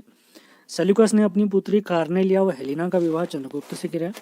प्लूटार्क नामक एक इतिहासकार है, उनके अनुसार चंद्रगुप्त ने 500 हाथी सेल्यूकस को उपहार स्वरूप दिए थे, अपने ससुर जी को उपहार दिया था। एपियानस ने सेल्यूकस और चंद्रगुप्त के बीच हुए युद्ध का वर्णन किया था। सेल्यूकस का राजपुत्र राजदूत मेगस्थनीज ने मौर्य दरबार में रहकर इंडिका नामक पुस्तक लिखी, जिसमें पाटलिपुत्र को पॉलीपुरोथा कहा गया है। रुद्रदामन के जूनागढ़ अभिलेख के अनुसार चंद्रगुप्त के गवर्नर पुष्यभूति ने सौराष्ट्र में सुदर्शन झील का निर्माण कराया, जिसका पुनरुद्धार अशोक के गवर्नर तुसाप ने किया। चंद्रगुप्त मौर्य जी ने अंत समय में जैन गुरु भद्रभाव से जैन धर्म की शिक्षा कर्नाटक के श्रवण बेलगोला में प्राप्त की, और यहीं उनकी मृत्यु संलेखना विधि से हुई थी। चाणक्य की पुस्तक, ये देखिए जो पॉइंट मैंने आपको बताया था वही पॉइंट आ गया। चाणक्य जी की जो पुस्तक है अर्थशास्त्र, ये हमारे राजनीति से रिलेटेड है। अब मौर्य वंश के अगले शासक आते हैं बिंदुसार। चंद्रगुप्त के बाद बिंदुसार ही गद्दी पर बैठे। इन्हें अमित्रोकोटस या अमित्रघात भी कहा गया है। पुराणों में इनका नाम भद्रसार प्राप्त होता है, जैन ग्रंथ में सिंहसेन, जबकि बिंदुसार की माता का नाम दुर्धरा माना जाता है। बिंदुसार के दरबार में सीरिया का एक नरेश एंटियोकोटस प्रथम था। इसने अपना राजदूत डायमिकस भेजा था, जिससे बिंदुसार ने 3 चीजें, मीठी, मदिरा, अंजीर व यूनानी दार्शनिक की मांग की थी। मिस्र के शासक टॉलमी फिलाडेल्फस सेकंड ने बिंदुसार के दरबार में डायनीसियस नामक राजदूत भेजा था। बिंदुसार के समय तक्षशिला में 2 विद्रोह हुए थे, जिनका दमन उनके पुत्र अशोक और सुसीम ने किया था। सुसीम इनका बड़ा पुत्र था। दिव्यावधान के अनुसार बिंदुसार आजीवक संप्रदाय के आचार्य पिंगल वत्स से काफी प्रभावित थे। अब बढ़ते हैं इसी वंश के अगले शासक अशोक की तरफ। अशोक ने 273 ईसा पूर्व में ही सिंहासन प्राप्त कर लिया था, लेकिन राज्याभिषेक 4 वर्ष बाद 269 ईसा पूर्व में हुआ। इनकी माता का नाम सुब्रदाहंगी या धम्मा था। इलाहाबाद के कौशाम्बी अभिलेख में अशोक की एक रानी कारुवाकी का नाम मिलता है। इनका पुत्र तीवर था। अशोक की पहली पत्नी का नाम महादेवी मिलता है। इनकी 2 संतानें महेंद्रा और संघमित्रा थी, और इन्हें ही अशोक ने श्रीलंका में बौद्ध धर्म के प्रचार प्रसार के लिए भेजा था, महेंद्र और संघमित्रा को। गद्दी पर बैठते समय अशोक अवंती का राज्यपाल था, और अपने राज्याभिषेक से 8 वर्ष पश्चात 261 ईस्वी पूर्व कलिंग पर आक्रमण किया, और कलिंग की राजधानी तोसली थी। कलिंग युद्ध के समय अशोक ने धम्म विजय की नीति अपनाई। सर्वप्रथम कर्नाटक के मास्की अभिलेख में अशोक का नाम पढ़ा गया। गुर्जरा नेतुर्व उडगोलन अभिलेखों में भी अशोक नाम मिलता है। अशोक ने बाराबर की पहाड़ियों में आजीविक संप्रदाय के साधकों के लिए 4 गुफाएं बनवाई, जिनका नाम सुदामा, कर्ण और विश्व झोपड़ी व चौपार गुफा रखा गया। कल्हण की राजतरंगिणी के अनुसार कश्मीर का स्वतंत्र शासक अशोक का पुत्र जालौक था। अशोक ने श्रीनगर भी बसाया। श्रीनगर ये हमारा जम्मू कश्मीर वाला। अशोक को देवनाम प्रियदर्शी नाम से भी जाना जाता है और अशोक को बौद्ध धर्म की शिक्षा उपगुप्त ने दी थी। अशोक की राजभाषा पाली व लिपि ब्राह्मी थी। एक और सवाल आपके लिए आपने बताना है, जो परमार वंश था हमारा गढ़वाल का, तो परमार वंश यानी गढ़वाल का अशोक किसे कहा जाता है, आपने कमेंट बॉक्स में बताना है। अशोक के अभिलेख व शिलालेख व स्तंभलेख देखते हैं। भारत में सर्वप्रथम शिलालेख का प्रचलन अशोक ने किया, जिसके 14 शिलालेख व 7 स्तंभलेख प्राप्त होते हैं। अशोक के शिलालेखों की खोज 1750 में पी पैंथलर ने की थी।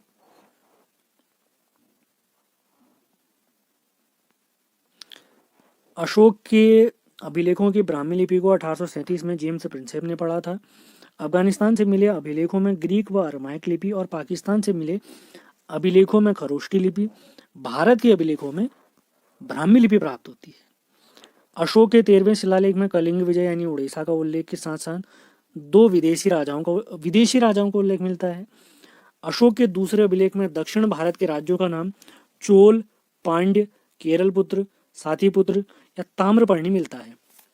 अशोक के 4थे शिलालेख में धम्म घोष की घोषणा और 11वें शिलालेख में धम्म नीति की व्याख्या की गई है। अशोक के 5वें शिलालेख में अपने शासन के 14वें वर्ष से धर्म महामात्यों की नियुक्ति की।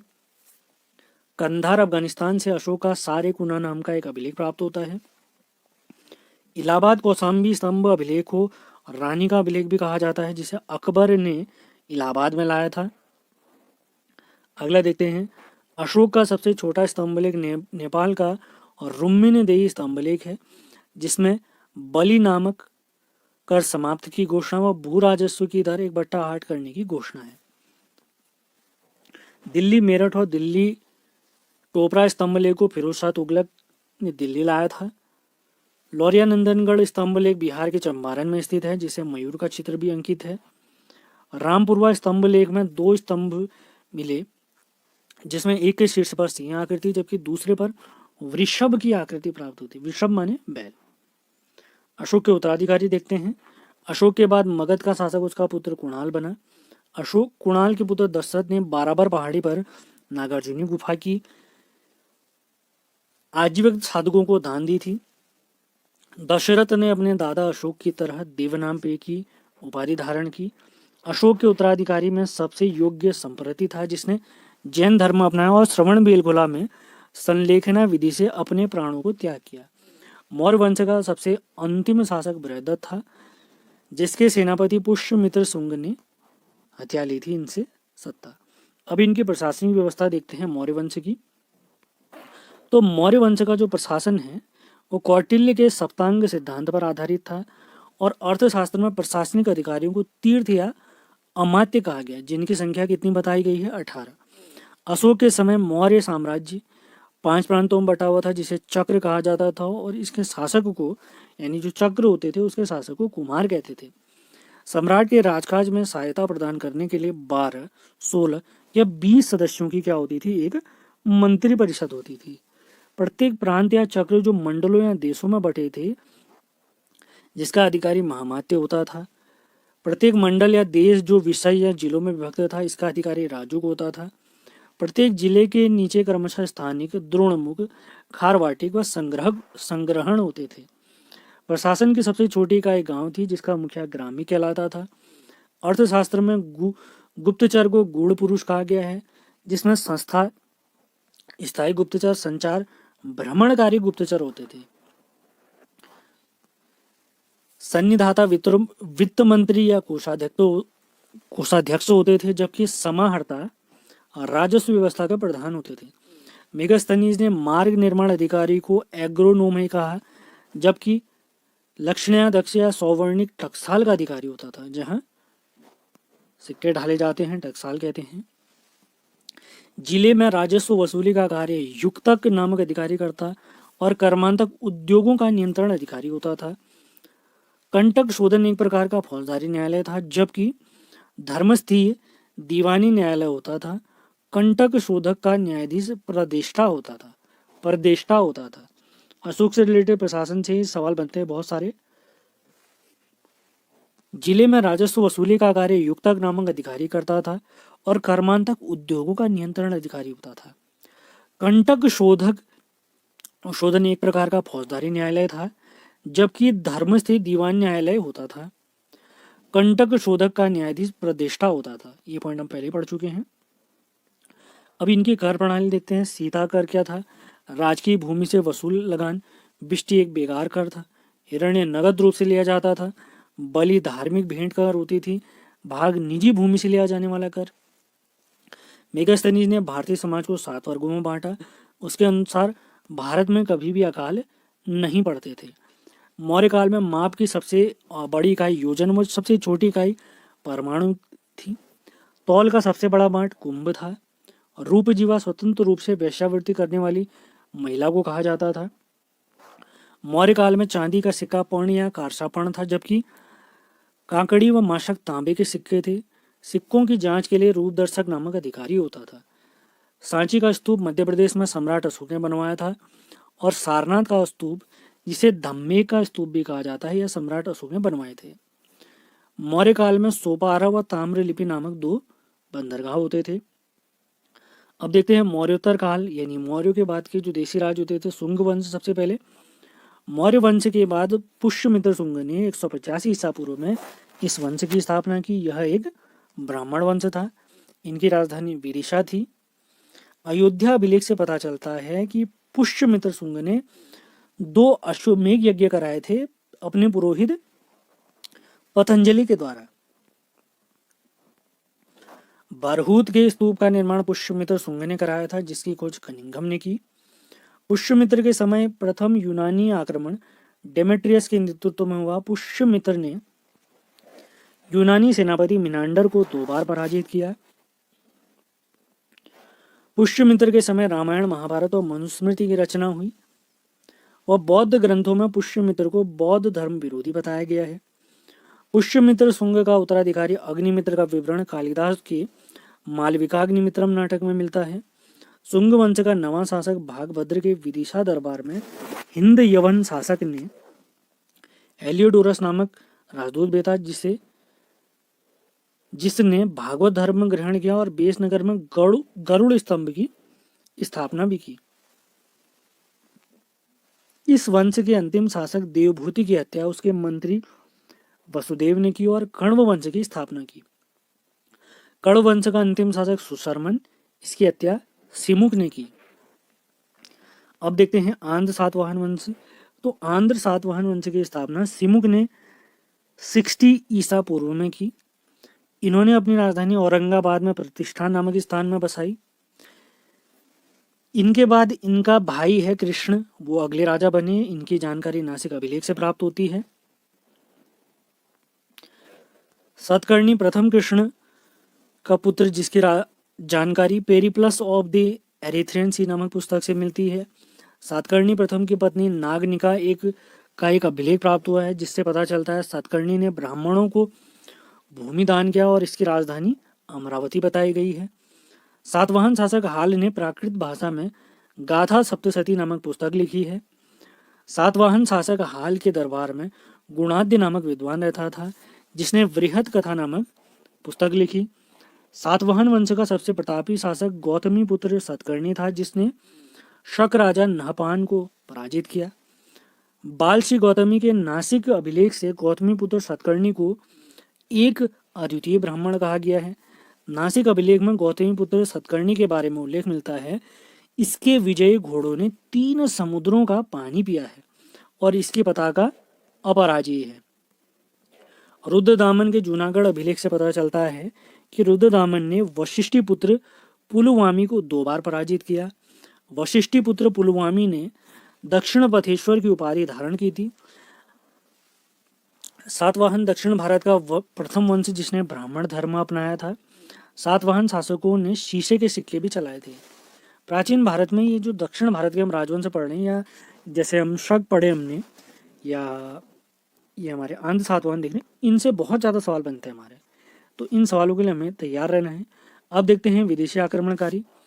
तो भारत पर विदेशी आक्रमणकारियों का जो क्रम है वो हिंद, यवन, शक, पल्लव और कुषाण। अब देखते हैं हिंद यवन शासकों के बारे में। भारत पर आक्रमण करने वाला प्रथम हिंद यवन शासक डेमेट्रियस था। इसने पंजाब सिंध के बड़े भाग पर अधिकार किया तो तथा शाकल को अपनी राजधानी बनाया। मीनांडर हिंद यवन का सबसे प्रतापी शासक था। इसने बौद्ध भिक्षु नागसेन से शिक्षा दीक्षा लेकर बौद्ध धर्म ग्रहण किया। मिलिंद पन्नो बौद्ध ग्रंथ में मीनांडर के प्रश्न और नागसेन के उत्तर पर आधारित एक वाद विवाद है। भारत में यूकेड्राइटस वंश का सबसे शक्तिशाली राजा हेराक्लीज हुआ, जो दूसरा हिंद यवन वंश से संबंधित था।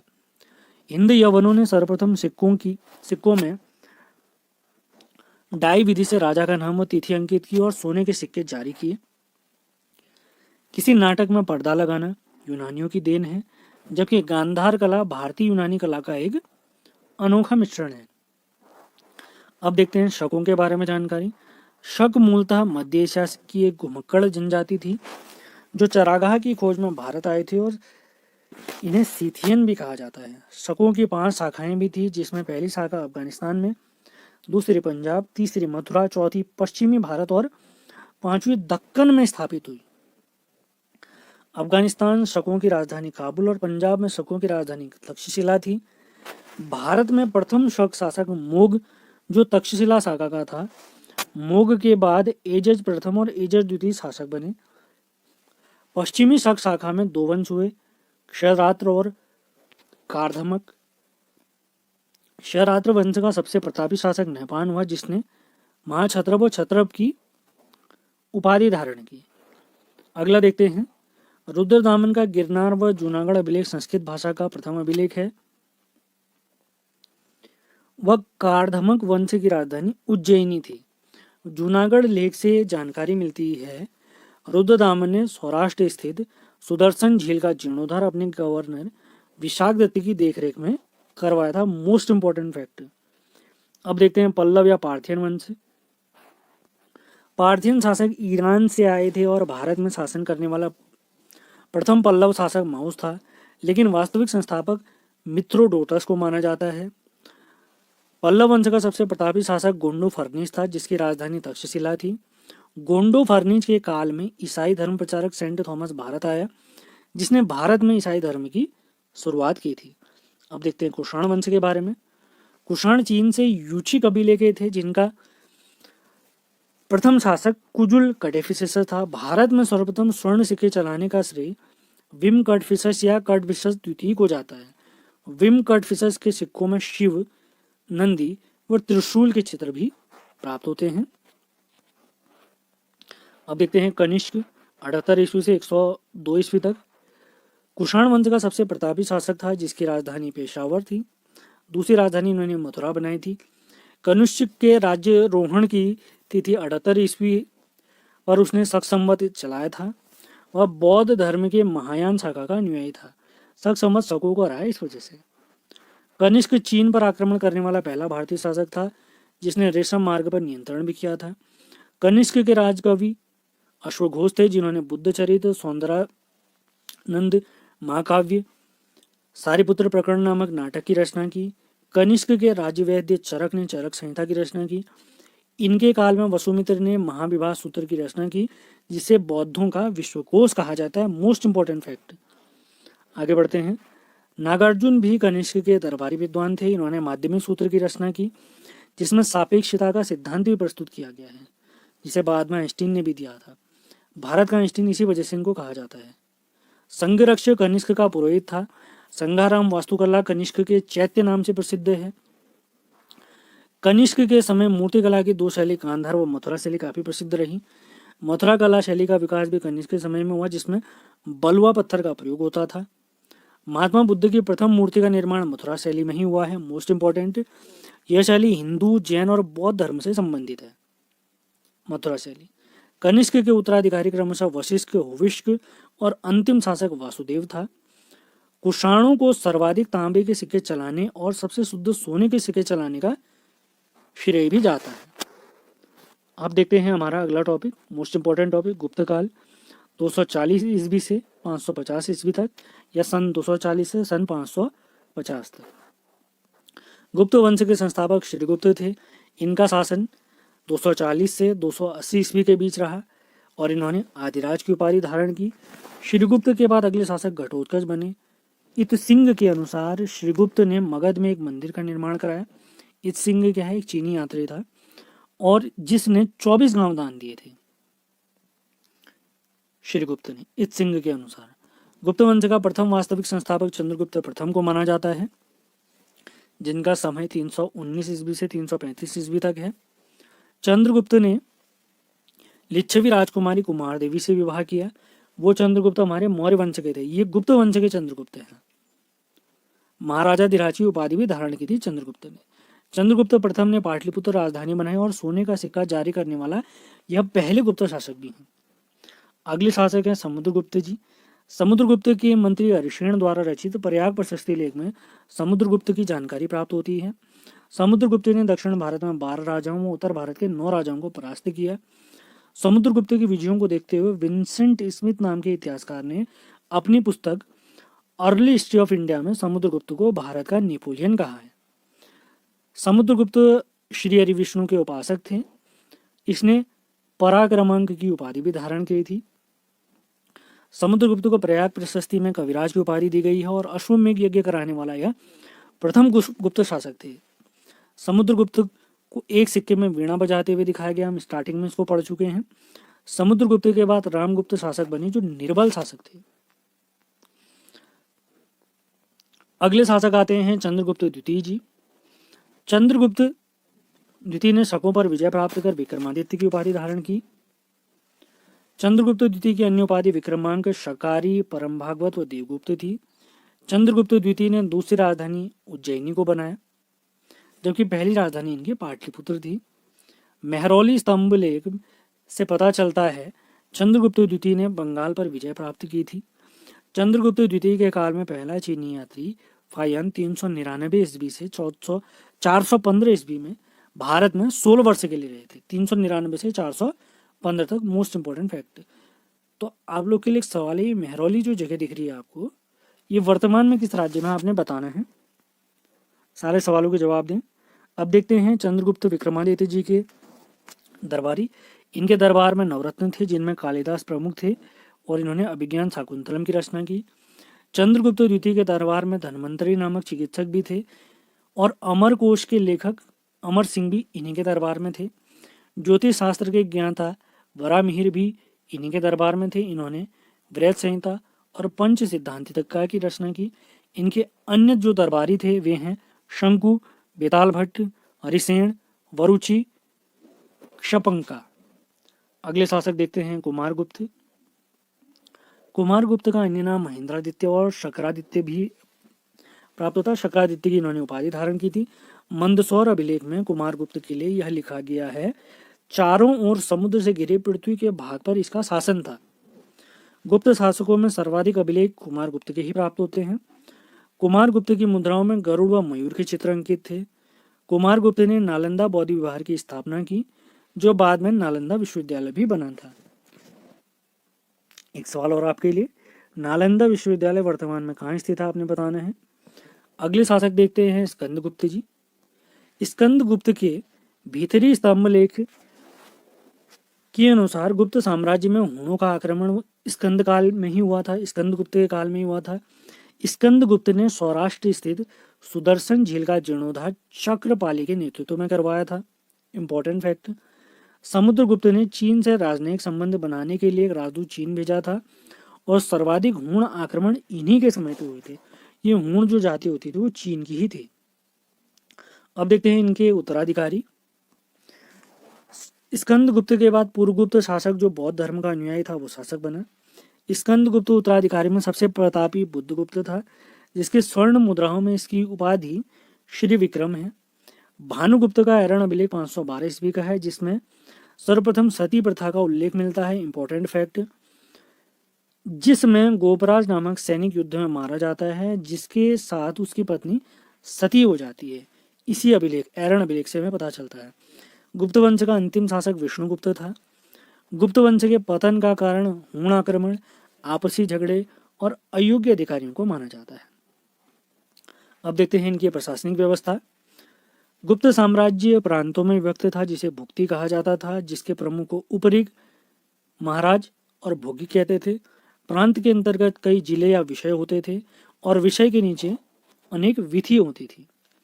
गुप्त साम्राज्य की सबसे बड़ी इकाई देश होती थी, जिसके प्रमुख गोप्ता होते थे। सबसे छोटी इकाई ग्राम होती थी और ग्राम के प्रमुख को महत्तर या ग्रामी कहते थे। ग्रामों के समूह को पेठ कहा जाता था। गुप्त साम्राज्य का देखें तो कैसे बटा हुआ था, देश भुक्ति में बटे थे, गुप्ती विषय में, विषय विधि में, विधि पेठ में, पेठ गांव में। समुद्रगुप्त के प्रयाग प्रशस्ति हरिश्रेण द्वारा चंपू शैली में रचित थी। इससे पता चलता है हरिश्रेण एक साथ कुमारमात्य, संधि विरहक व महादंड नायक का कार्य करता था। महासेनापति या महाबलाढ्य की सेना का सर्वोच्च अधिकारी होता था। वह दंडपाशिक पुलिस विभाग का अधिकारी होता था। महासंधि विग्रहक युद्ध के बाद संधि व विदेश विभाग का अधिकारी होता था। और ध्रुवाधिकरण अधिकारी कर वसूलने वाला वित्त अधिकारी होता था। साधारण पुलिस कर्मचारियों को चाट या भाट कहते थे। गुप्त काल में राजस्व का मुख्य स्रोत भू राजस्व था और भूमि कर को भाग जो 1/6 की दर से और नगद कर को हिरण्य कहा जाता था। नगद जो कर लिया जाता था उसे हिरण्य कहते थे। उद्रंग कर स्थायी कृषकों द्वारा लिया जाता था और ऊपरी कर अस्थायी कृषकों द्वारा लिया जाता था। भूमि सिंचाई के लिए रहट या घंटी यंत्र का प्रयोग होता था। गुप्त काल में स्वर्ण मुद्रा को दीनार और चांदी के सिक्कों को रुपयक कहा जाता था। समुद्रगुप्त ने गरुड़ मुद्रा जारी की, जो सोने की बनी हुई थी। चंद्रगुप्त प्रथम की मुद्रा में उसका और उसकी रानी कुमार देवी का चित्र मिलता है। गुप्त काल में व्यापार का केंद्र उज्जैन था और मंदसौर अभिलेख से ज्ञात होता है रेशम बुनकरों ने सूर्य मंदिर का निर्माण किया था। अब देखते हैं गुप्त वंश में स्थापत्य। भारत में सर्वप्रथम मंदिर निर्माण गुप्त काल से ही स्टार्ट हुआ और भीतर गांव विष्णु मंदिर व पिपरिया विष्णु मंदिर गुप्तकालीन है। देवगढ़ का दशावतार मंदिर गुप्तकालीन मंदिरों की शिखर शैली में निर्मित है। रायपुर में स्थित सिरपुर का लक्ष्मण मंदिर व भूमरा व खो का शिव मंदिर गुप्तकालीन है। अजंता में कुल 29 गुफाएं, जिनमें से 16, 17 और 19वां गुफा गुप्तकाल से संबंधित है। गुफा 16 में मरणासन्न राजकुमारी का चित्र है, जबकि गुफा 17 को चित्रशाला कहा गया है। अजंता की गुफा चित्रों में फ्रेस्को तकनीक, गीला लेप और टेम्परा तकनीक, सूखा लेप का प्रयोग हुआ है। मध्य प्रदेश में स्थित बाघ की गुफा भी गुप्तकालीन है, जिसमें झुकती हुई स्त्री का चित्र है। इसकी खोज डेंजर फील्ड ने की थी। बिहार के सुल्तानगंज से मिली बुद्ध की खड़ी प्रतिमा, ये भी गुप्तकालीन है। गुप्त काल में साहित्य और विज्ञान देखते हैं। कालिदास संस्कृत के विद्वान, जिनकी 7 रचनाएं मिलती हैं। इन्होंने रघुवंशम, कुमार संभव नामक महाकाव्य लिखे। ऋतु संहार व मेघदूत खंड काव्य की रचना भी इन्होंने ही की। कालिदास ने विक्रमोर्वशीयम, अभिज्ञान शाकुंतलम और मालविकाग्निमित्रम नाटकों की रचना की। मुद्रा राक्षस व देवी चंद्रगुप्तम नाटक की रचना गुप्त काल में विशाख दत्त जी ने ही की। मृच्छकट्टिकम नाटक की रचना शूद्रक ने और नीतिसार की रचना कामकंद ने की। पंचतंत्र की रचना विष्णु शर्मा ने की और भास द्वारा रचित नाटक स्वप्नवासवदता, चारुदत्ता एवं उरुभंग है। काव्य दर्शन नामक व्याकरण की रचना दंडी ने की। कामसूत्र की रचना वात्स्यायन जी ने की।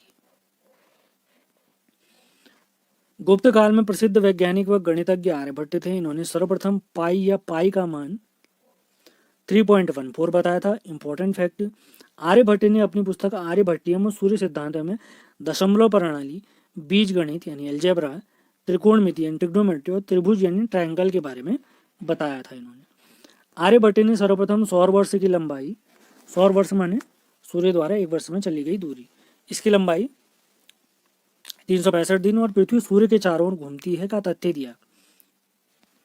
ब्रह्मगुप्त ने अपनी पुस्तक ब्रह्म सिद्धांत की रचना की और सूर्य ग्रहण व चंद्र ग्रहण के बारे में सर्वप्रथम बताया था इन्होंने। गुप्त काल के पशु चिकित्सक कापोलाव्य ने अथर्ववेद की रचना की, जिसमें हाथियों की चिकित्सा के बारे में बताया गया है। आयुर्वेद के प्रथम आचार्य का प्रवर्तक धन्वंतरी थे। गुप्त काल में विश्व का सबसे पहला शल्य चिकित्सक, विश्व के पहले शल्य चिकित्सक यानी सर्जरी करने वाले चिकित्सक सुश्रुत थे, जबकि चरक कुषाणकालीन औषधि चिकित्सक थे।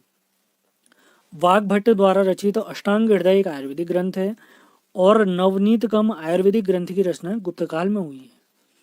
बौद्ध साहित्य दीपवंश महावंश की रचना गुप्त काल में हुई है। अब देखते हैं गुप्तोत्तर काल यानी गुप्तों के बाद कौन कौन से वंश रहे। वल्लभी में मैत्रक वंश का शासन था, जिसका संस्थापक राजा भट्टारक और उसका पुत्र धरसेन था। मालवा यानी मध्य प्रदेश में यशोवर्मन का शासन था, जिसने हूण शासक मीरकुल को पराजित किया था। कन्नौज का मौखरी वंश देखते हैं। मौखरी वंश का प्रथम स्वतंत्र शासक ईशान वर्मा था, जिसने महाराजाधिराज की उपाधि धारण की। मौखरी वंश का सबसे प्रतापी शासक सर्ववर्मन था। हर्षवर्धन की बहन राज्यश्री का विवाह मौखरी वंश के ग्रहवर्मा से हुआ था। अब देखते हैं थानेश्वर का वर्धन या पुष्यभूति वंश। इस वंश का संस्थापक पुष्यभूति था, जिसने हरियाणा के थानेश्वर को अपनी राजधानी बनाया। पुष्यभूति वंश का चौथा शासक प्रभाकर वर्मन था, जिसने परम भट्टारक और महाराजाधिराज की उपाधि धारण की। प्रभाकर वर्मन की पत्नी का नाम यशोमती था, जिसके 3 बच्चे राज्यश्री, राज्यवर्धन और हर्षवर्धन थे। राज्यश्री का विवाह कन्नौज के मौखरी शासक ग्रहवर्मा से हुआ था।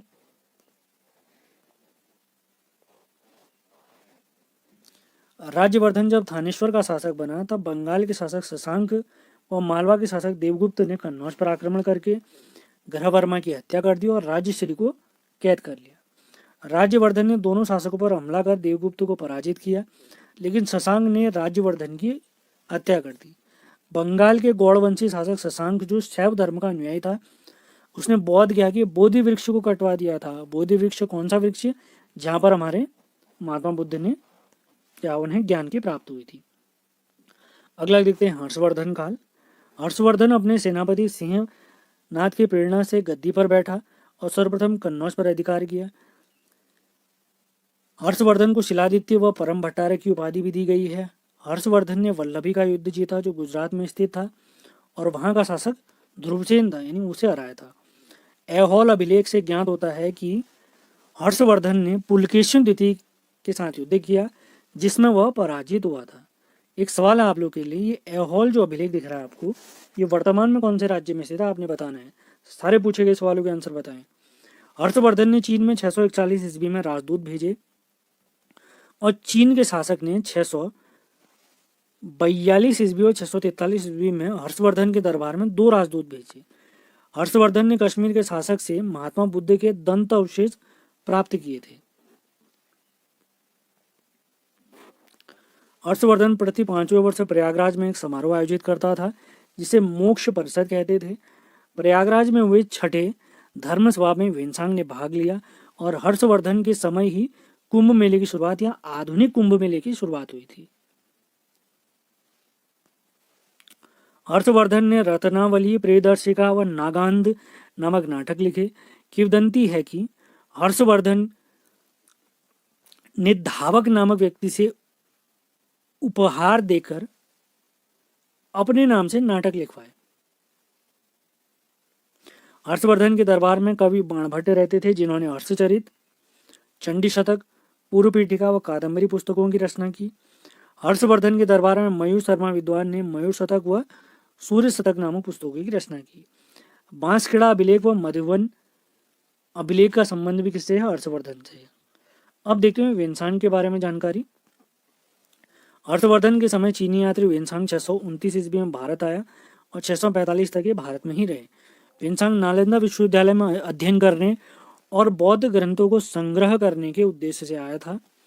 वेनसांग ने सियुकी नामक पुस्तक लिखी, जिसमें उसका विभिन्न देशों का यात्रा वृत्तांत है, यानी यात्रा के दौरान उन्होंने क्या क्या महसूस किया, क्या क्या देखा, वो सारी चीजें, जिसमें हर्षवर्धन को शिलादित्य कहा गया है। विन्सांग के समय नालंदा विश्वविद्यालय का प्राचार्य सीलभद्र था।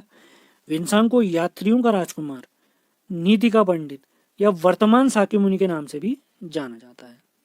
अब देखते हैं हर्षवर्धन का प्रशासन। श्रीनाथ हर्षवर्धन का प्रधान सेनापति और कुंतल अश्वसेना का सेनापति था। हर्षवर्धन का प्रधान सचिव भंडी और युद्ध व शांति का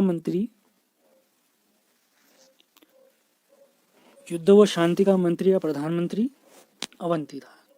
हर्ष का साम्राज्य प्रांतों या भुक्ति में विभक्त था, जिसके शासक को, यानी जो भुक्ति था या प्रांत था, इसके शासक को लोकपाल उपरी कहा जाता था। प्रांत के अंतर्गत जिले या विषय और विषय के अधीन पाठक या तहसील होते थे। प्रशासन की सबसे छोटी इकाई ग्राम थी, जिसके मुखिया को ग्रामक्ष पटलिक कहा जाता था। हर्षवर्धन की अश्वसेना का सेनापति स्कंदगुप्त और साधारण पुलिसकर्मी चाट या भात होते थे। हर्षवर्धन के समय सिंचाई के लिए रहट या टूला यंत्र का प्रयोग होता था और मथुरा जो है सूती वस्त्र के लिए प्रसिद्ध था। हर्षवर्धन के समय पूर्वी भारत में ताम्र लिप्ति व पश्चिमी भारत में भड़ौच नामक क्या थे, बंदरगाह थे। अब देखते हैं भारत में राजपूतों का उदय।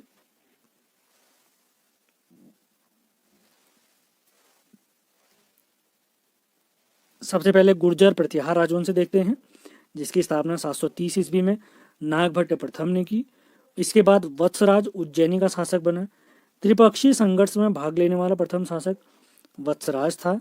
गुर्जर प्रतिहार का सबसे प्रतापी शासक मीरभोज था, जिसकी राजधानी कन्नौज थी। मीरभोज के समय अरब यात्री सुलेमान भारत आए, जिसे सुलेमान ने इस्लाम का शत्रु कहा। मीरभोज के बाद उसके पुत्र महेंद्रपाल का शासन हुआ, जिसके दरबार में राजशेखर रहते थे। राजशेखर ने प्राकृत भाषा में कर्पूर मंजरी व संस्कृत भाषा में काव्य मीमांसा नामक पुस्तक लिखी। महेंद्रपाल को निर्भय राज और निर्भय नरेंद्र की उपाधि राजशेखर ने ही दी। महेंद्रपाल के पुत्र महिपाल के समय बगदाद निवासी अल मसूदी भारत आया था। रघुवंश मुक्तापर्णी की उपाधि महिपाल को राजशेखर ने प्रदान की। 11वीं शताब्दी में तोमर वंश के अनंगपाल ने ही दिल्ली नगर बसाया था। Important fact. अब देखते हैं चौहान वंश। इस वंश की स्थापना वासुदेव ने की, जिसकी राजधानी अहिच्छत्र थी। चौहान वंश का प्रथम स्वतंत्र शासक सिंहराज था और अजय राज नामक शासक ने अजमेर नामक इंपॉर्टेंट फैक्ट नगर की स्थापना की। विग्रहराज बीसलदेव चतुर्थ चौहान वंश का प्रतापी शासक था, जिसने हरिकेली नामक संस्कृत नाटक लिखा था। संस्कृत के विद्वान सोमदेव विग्रहराज चतुर्थ के दरबार में रहता था, जिसने ललित विग्रहराज नाटक लिखा। विग्रहराज ने अजमेर में एक संस्कृत विद्यालय की स्थापना की, जिसको तोड़कर ऐबक ने 2.5 दिन का झोपड़ा भी बनाया था, कुतुबुद्दीन ऐबक ने। पृथ्वीराज चौहान तृतीय चौहान वंश का अंतिम शासक था, जिसकी राजधानी दिल्ली थी। पृथ्वीराज तृतीय ने जयचंद की पुत्री संयोगिता का अपहरण कर उससे विवाह किया था। पृथ्वीराज तृतीय की मोहम्मद गोरी से तराइन की लड़ाई हुई थी। तराइन के 2 युद्ध हुए थे। आप लोग के लिए एक सवाल है, तराइन के जो 2 युद्ध हुए थे ये किस वर्ष हुए थे, आपने लिख के बताने हैं। मुस्लिम इतिहासकारों ने पृथ्वीराज को उनकी वीरता को देखते हुए उन्हें राय पिथौरा की उपाधि दी। पृथ्वीराज तृतीय के दरबार में चंद बरदाई भी रहते थे, जिन्होंने पृथ्वीराज रासो नामक पुस्तक लिखी। पृथ्वीराज तृतीय के दरबारी विद्वान जयानक भट्ट ने पृथ्वीराज विजय की रचना की। अगला देखते हैं सोलंकी वंश या गुजरात का चालुक्य वंश। सोलंकी वंश की स्थापना मूलराज प्रथम ने की, जिनकी राजधानी अनहिलवाड़ा थी। भीम प्रथम पहला प्रतापी शासक था, जिसने महमूद गजनवी इसी के समय महमूद गजनवी ने सोमनाथ मंदिर को लूटा था। अभी पढ़ने वाले हम। भीम प्रथम का सामंत तेज पाल व विमल पाल ने दिलवाड़ा जैल मंदिरों का निर्माण करवाया था। Most important fact. भीम का उत्तराधिकारी जय सिंह सिद्धराज था, जिसने सोमनाथ यात्रियों का तीर्थ यात्रा कर समाप्त किया। सिद्धराज ने जैन आचार्य हेमचंद्र को अपना प्रधानमंत्री बनाया। सिद्धराज ने खंभात में एक मस्जिद का निर्माण किया और सिद्ध संवत चलाया। गुजरात स्थित मोढेरा का सूर्य मंदिर का निर्माण सोलंकी राजाओं ने कराया। और मूलराज द्वितीय ने 1178 में आबू पर्वत के निकट मोहम्मद गोरी को परास्त किया था। Important fact. अगला देखते हैं चंदेल वंश। इसकी स्थापना नन्नुक ने की, जिसका शासन क्षेत्र बुंदेलखंड यूपी में था। जेजा शासक के नाम पर बुंदेलखंड का नाम जेजाक भक्ति पड़ा, जिसकी राजधानी कलिंजर व खजुराहो थी। चंदेल वंश का प्रथम स्वतंत्र शासक यशोवर्मन था, जिसने खजुराहो में चतुर्भुज विष्णु मंदिर का निर्माण कराया। चंदेल वंश का शासक धंग ने अपनी राजधानी खजुराहो बनाई। खजुराहो में कंदरिया महादेव मंदिर का निर्माण राजा धंग ने करवाया। महमूद गजनवी के कलिंजर अभियान के दौरान चंदेल शासक विद्याधर ने उसका डटकर सामना किया। अब देखते हैं दक्षिण भारत के प्राचीन इतिहास के बारे में जानकारी। तो सबसे पहले आता है संगम युग। संगम तमिल भाषा में विद्वान कवियों का एक संघ होता था। दक्षिण भारत में 3 संगमों का गठन किया गया था, जिसे पांड्य शासकों का संरक्षण प्राप्त था। प्रथम संगम का आयोजन मदुरई में हुआ, जिसके अध्यक्ष अगस्त्यार थे, जिसमें सदस्यों की कुल संख्या 549 थी, जो 4400 वर्ष तक चली थी। द्वितीय संगम का आयोजन कपाटपुरम में हुआ, जिसके अध्यक्ष श्री अगस्त्य और तोकलापियर थे। इसकी सदस्य संख्या 49 थी। टोकलपियम दूसरे संगम की ही रचना है। तीसरे संगम का आयोजन मदुरई में हुआ। संगम क्या थे? कवियों का संघ था, जिसके अध्यक्ष नक्कीरर थे। इसके सदस्यों की संख्या भी 49 थी। पत्तुपातु और एतुतोगे ग्रंथों की रचना तृतीय संगम के दौरान ही हुई थी। संगम काल के 5 महाकाव्य शिलप्पाधिकारम, मणिमेखले, जीवक चिंतामणि आदि थे। संगमकालीन 3 राज्य भी देखते हैं। संगमकालीन चोल वंश की राजधानी उदयपुर थी, जिसका प्रतीक चिन्ह व्याघ्र यानी बाघ था। संगम काल के राज्यों में सर्वप्रथम चोलों का उदय हुआ, जिसमें सबसे प्रतापी शासक करिकल थे, जिसने कावेरी पत्तनम में अपनी राजधानी बनाई थी। पांड्य वंश की राजधानी मदुरई थी। इसका प्रतीक चिन्ह मछली था और इसके प्रथम शासक नेडियोन थे।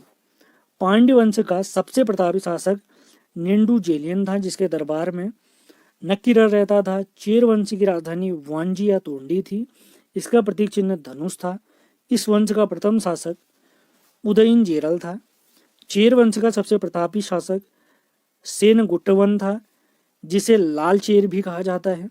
संगम युग में तरुमल देवता के रूप में विष्णु की पूजा और मुरुगन स्वामी के रूप में कार्तिकेय स्वामी को पूजा जाता है। पुहार व आरिकामेडु चोल साम्राज्य के प्रसिद्ध बंदरगाह थे। अब इसके अलावा कुछ अन्य राजवंश भी हैं ये दक्षिण भारत के, ये काफी इंपॉर्टेंट नहीं है, इसलिए इनको छोड़ा भी जा सकता है। अब देखते हैं गुप्तोत्तर काल यानी गुप्त वंश के बाद जो दक्षिण भारत के राजवंश बने उनके बारे में। ये काफी इंपॉर्टेंट है, तो इनको देखना बहुत आवश्यक है। सबसे पहले पल्लव वंश आता है, जिसकी स्थापना सिंह विष्णु ने की। इनकी राजधानी कांचीपुरम थी। इनके दरबार में कवि भारवी रहते थे। सिंह विष्णु ने अवनी सिंह की उपाधि धारण की और मामल्लपुरम में आदिवाहर गुफा का निर्माण कराया। पल्लव वंश के दूसरे शासक महेंद्र वर्मन थे, जिसने मतविलास प्रहसन की रचना की। नरसिंह वर्मन प्रथम प्रतापी शासक था, जिसने पुलकेशिन द्वितीय को हराकर बादामी कुंड की उपाधि धारण की। नरसिंह वर्मन प्रथम ने मंदिर निर्माण की मामल शैली का विकास किया, जो मंदिर पर्वतों को काटकर बनाए जाते थे। ये जो मंदिर थे पर्वतों को काटकर बनाए जाते थे। नरसिंह वर्मन प्रथम ने महाबलीपुरम में एकाश्म मंदिर का निर्माण कराया। इसे रथ मंदिर भी कहते हैं, जबकि रथ मंदिर में सबसे छोटा द्रौपदी रथ है। नरसिंह वर्मन प्रथम के काल में विंसंग कांची की यात्रा पर आया था और नरसिंह वर्मन ने महाबलीपुरम नगर भी बसाया था। परमेश्वर वर्मन प्रथम के समय मामल्लपुरम का प्रसिद्ध गणेश मंदिर बनाया गया था। अगला देखते हैं चोल वंश। चोल वंश की स्थापना 850 ईस्वी में विजयपाल ने की और राजधानी तंजौर में बनाई। एक सवाल है आपके लिए, आपने बताना है तंजौर कौन से राज्य में स्थित है भारत के। विजयालय ने पल्लव वंश अवशेषों पर चोल वंश की नींव रखी और नरकेसरी की उपाधि धारण की। चोल वंश का प्रथम स्वतंत्र शासक आदित्य प्रथम था और पल्लव राज्य पर अधिकार कर कोदंडरम की उपाधि धारण की। पारांतक प्रथम ने लौह में रक्त की नीति अपनाई थी।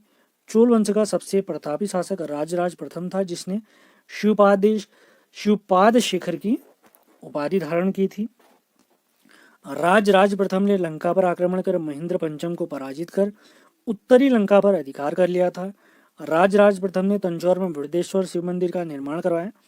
राजराज प्रथम ने अपनी राजधानी जयनाथ मंडलम बनाई थी।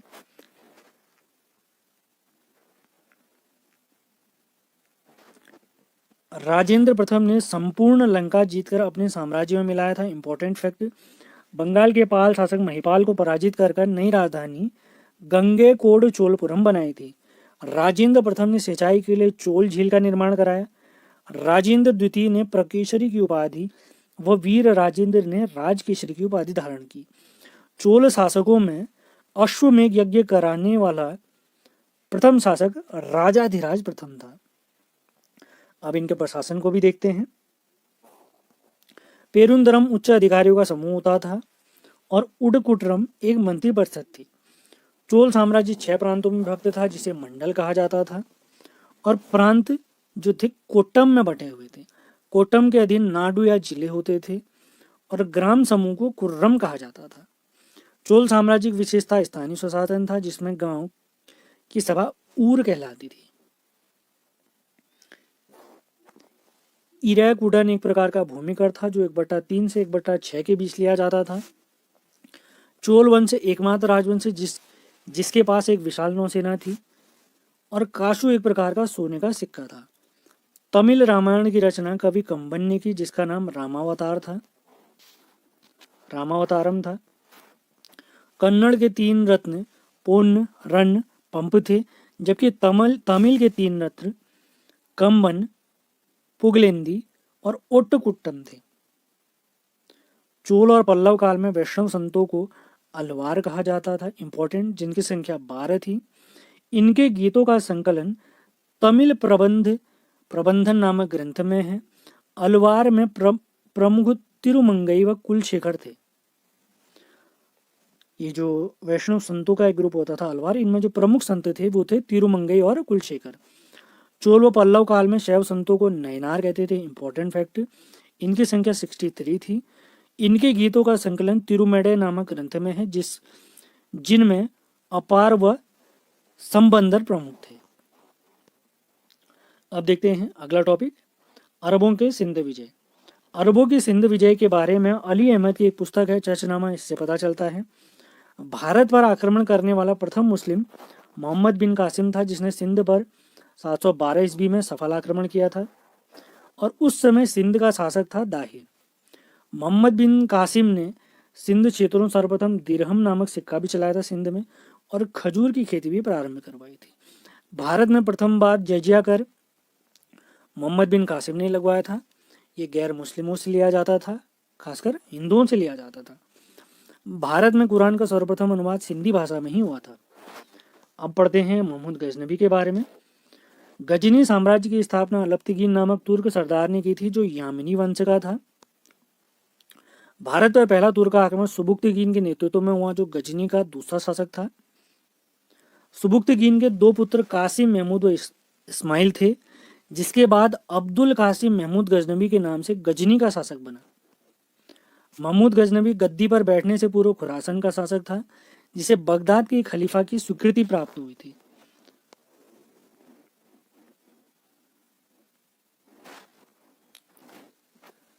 बगदाद के खलीफा बिल्लाह ने महमूद गजनबी को अमीन उल मिल्लत या मुस्लिमों का संरक्षक, इस शब्द का अर्थ होता है मुस्लिमों का संरक्षक, और यामीन उद दौला की उपाधि दी। महमूद गजनबी प्रथम तुर्क था जिसने सुल्तान की उपाधि धारण की, जो 997 ईस्वी में गजनी की गद्दी पर बैठा। एक सवाल है आप लोग के लिए, आपने बताना है ये गजनी वर्तमान में किस देश में पड़ता है। महमूद गजनबी ने भारत पर कुल 17 बार आक्रमण किया, जिसका उद्देश्य धन लूटना था। महमूद गजनबी ने पहला आक्रमण सीमावर्ती क्षेत्रों में 1000 ईस्वी में किया था, जबकि दूसरा आक्रमण 1001 ईस्वी में हिंदू शाही राजा जयपाल के विरुद्ध वहिंद पर किया। 1020 में महमूद गजनबी ने कलिंजर अभियान किया, जहां चंदेल शासक विद्याधर राय शासक था। कलिंजर किले को जीतने में महमूद गजनवी को सफलता प्राप्त नहीं हुई थी। महमूद गजनवी का सबसे महत्वपूर्ण आक्रमण 1025 ईस्वी में हुआ था सोमनाथ मंदिर पर, गुजरात के सोमनाथ मंदिर पर, जिसे लूटकर गजनवी को 20 लाख दीनार की संपत्ति प्राप्त हुई थी। महमूद गजनवी का अंतिम आक्रमण 1027 ईस्वी में सिंध के जाटों से हुआ था। जब ये सोमनाथ लूटकर जा रहा था तो रास्ते में इन जाटों ने इसको लूट दिया था, तो उनसे बदला लेने के लिए आया था अंतिम बार। महमूद गजनवी ने भारत पर आक्रमण खैबर दर्रे से होकर किया था, यानी इसी दर्रे से भारत आता था।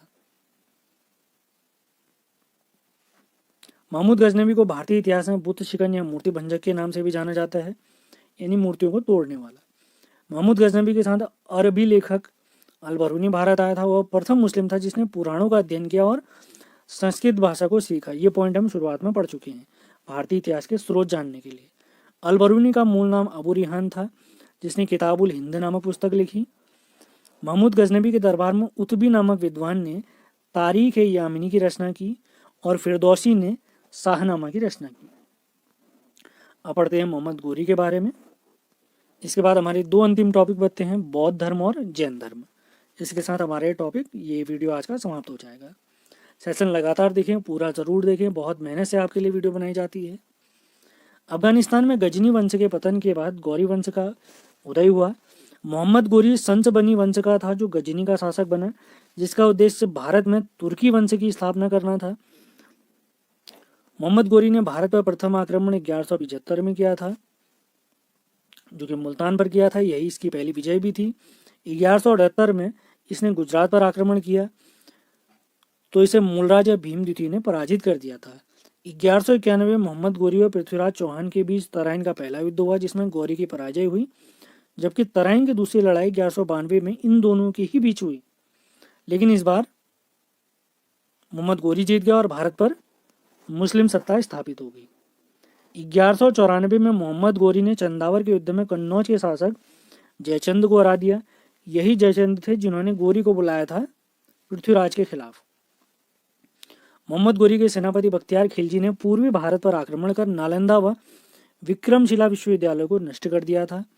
गोरी के सेनापति बख्तियार खिलजी ने बंगाल के लक्ष्मण सेन को 1205 ईस्वी में हराया था।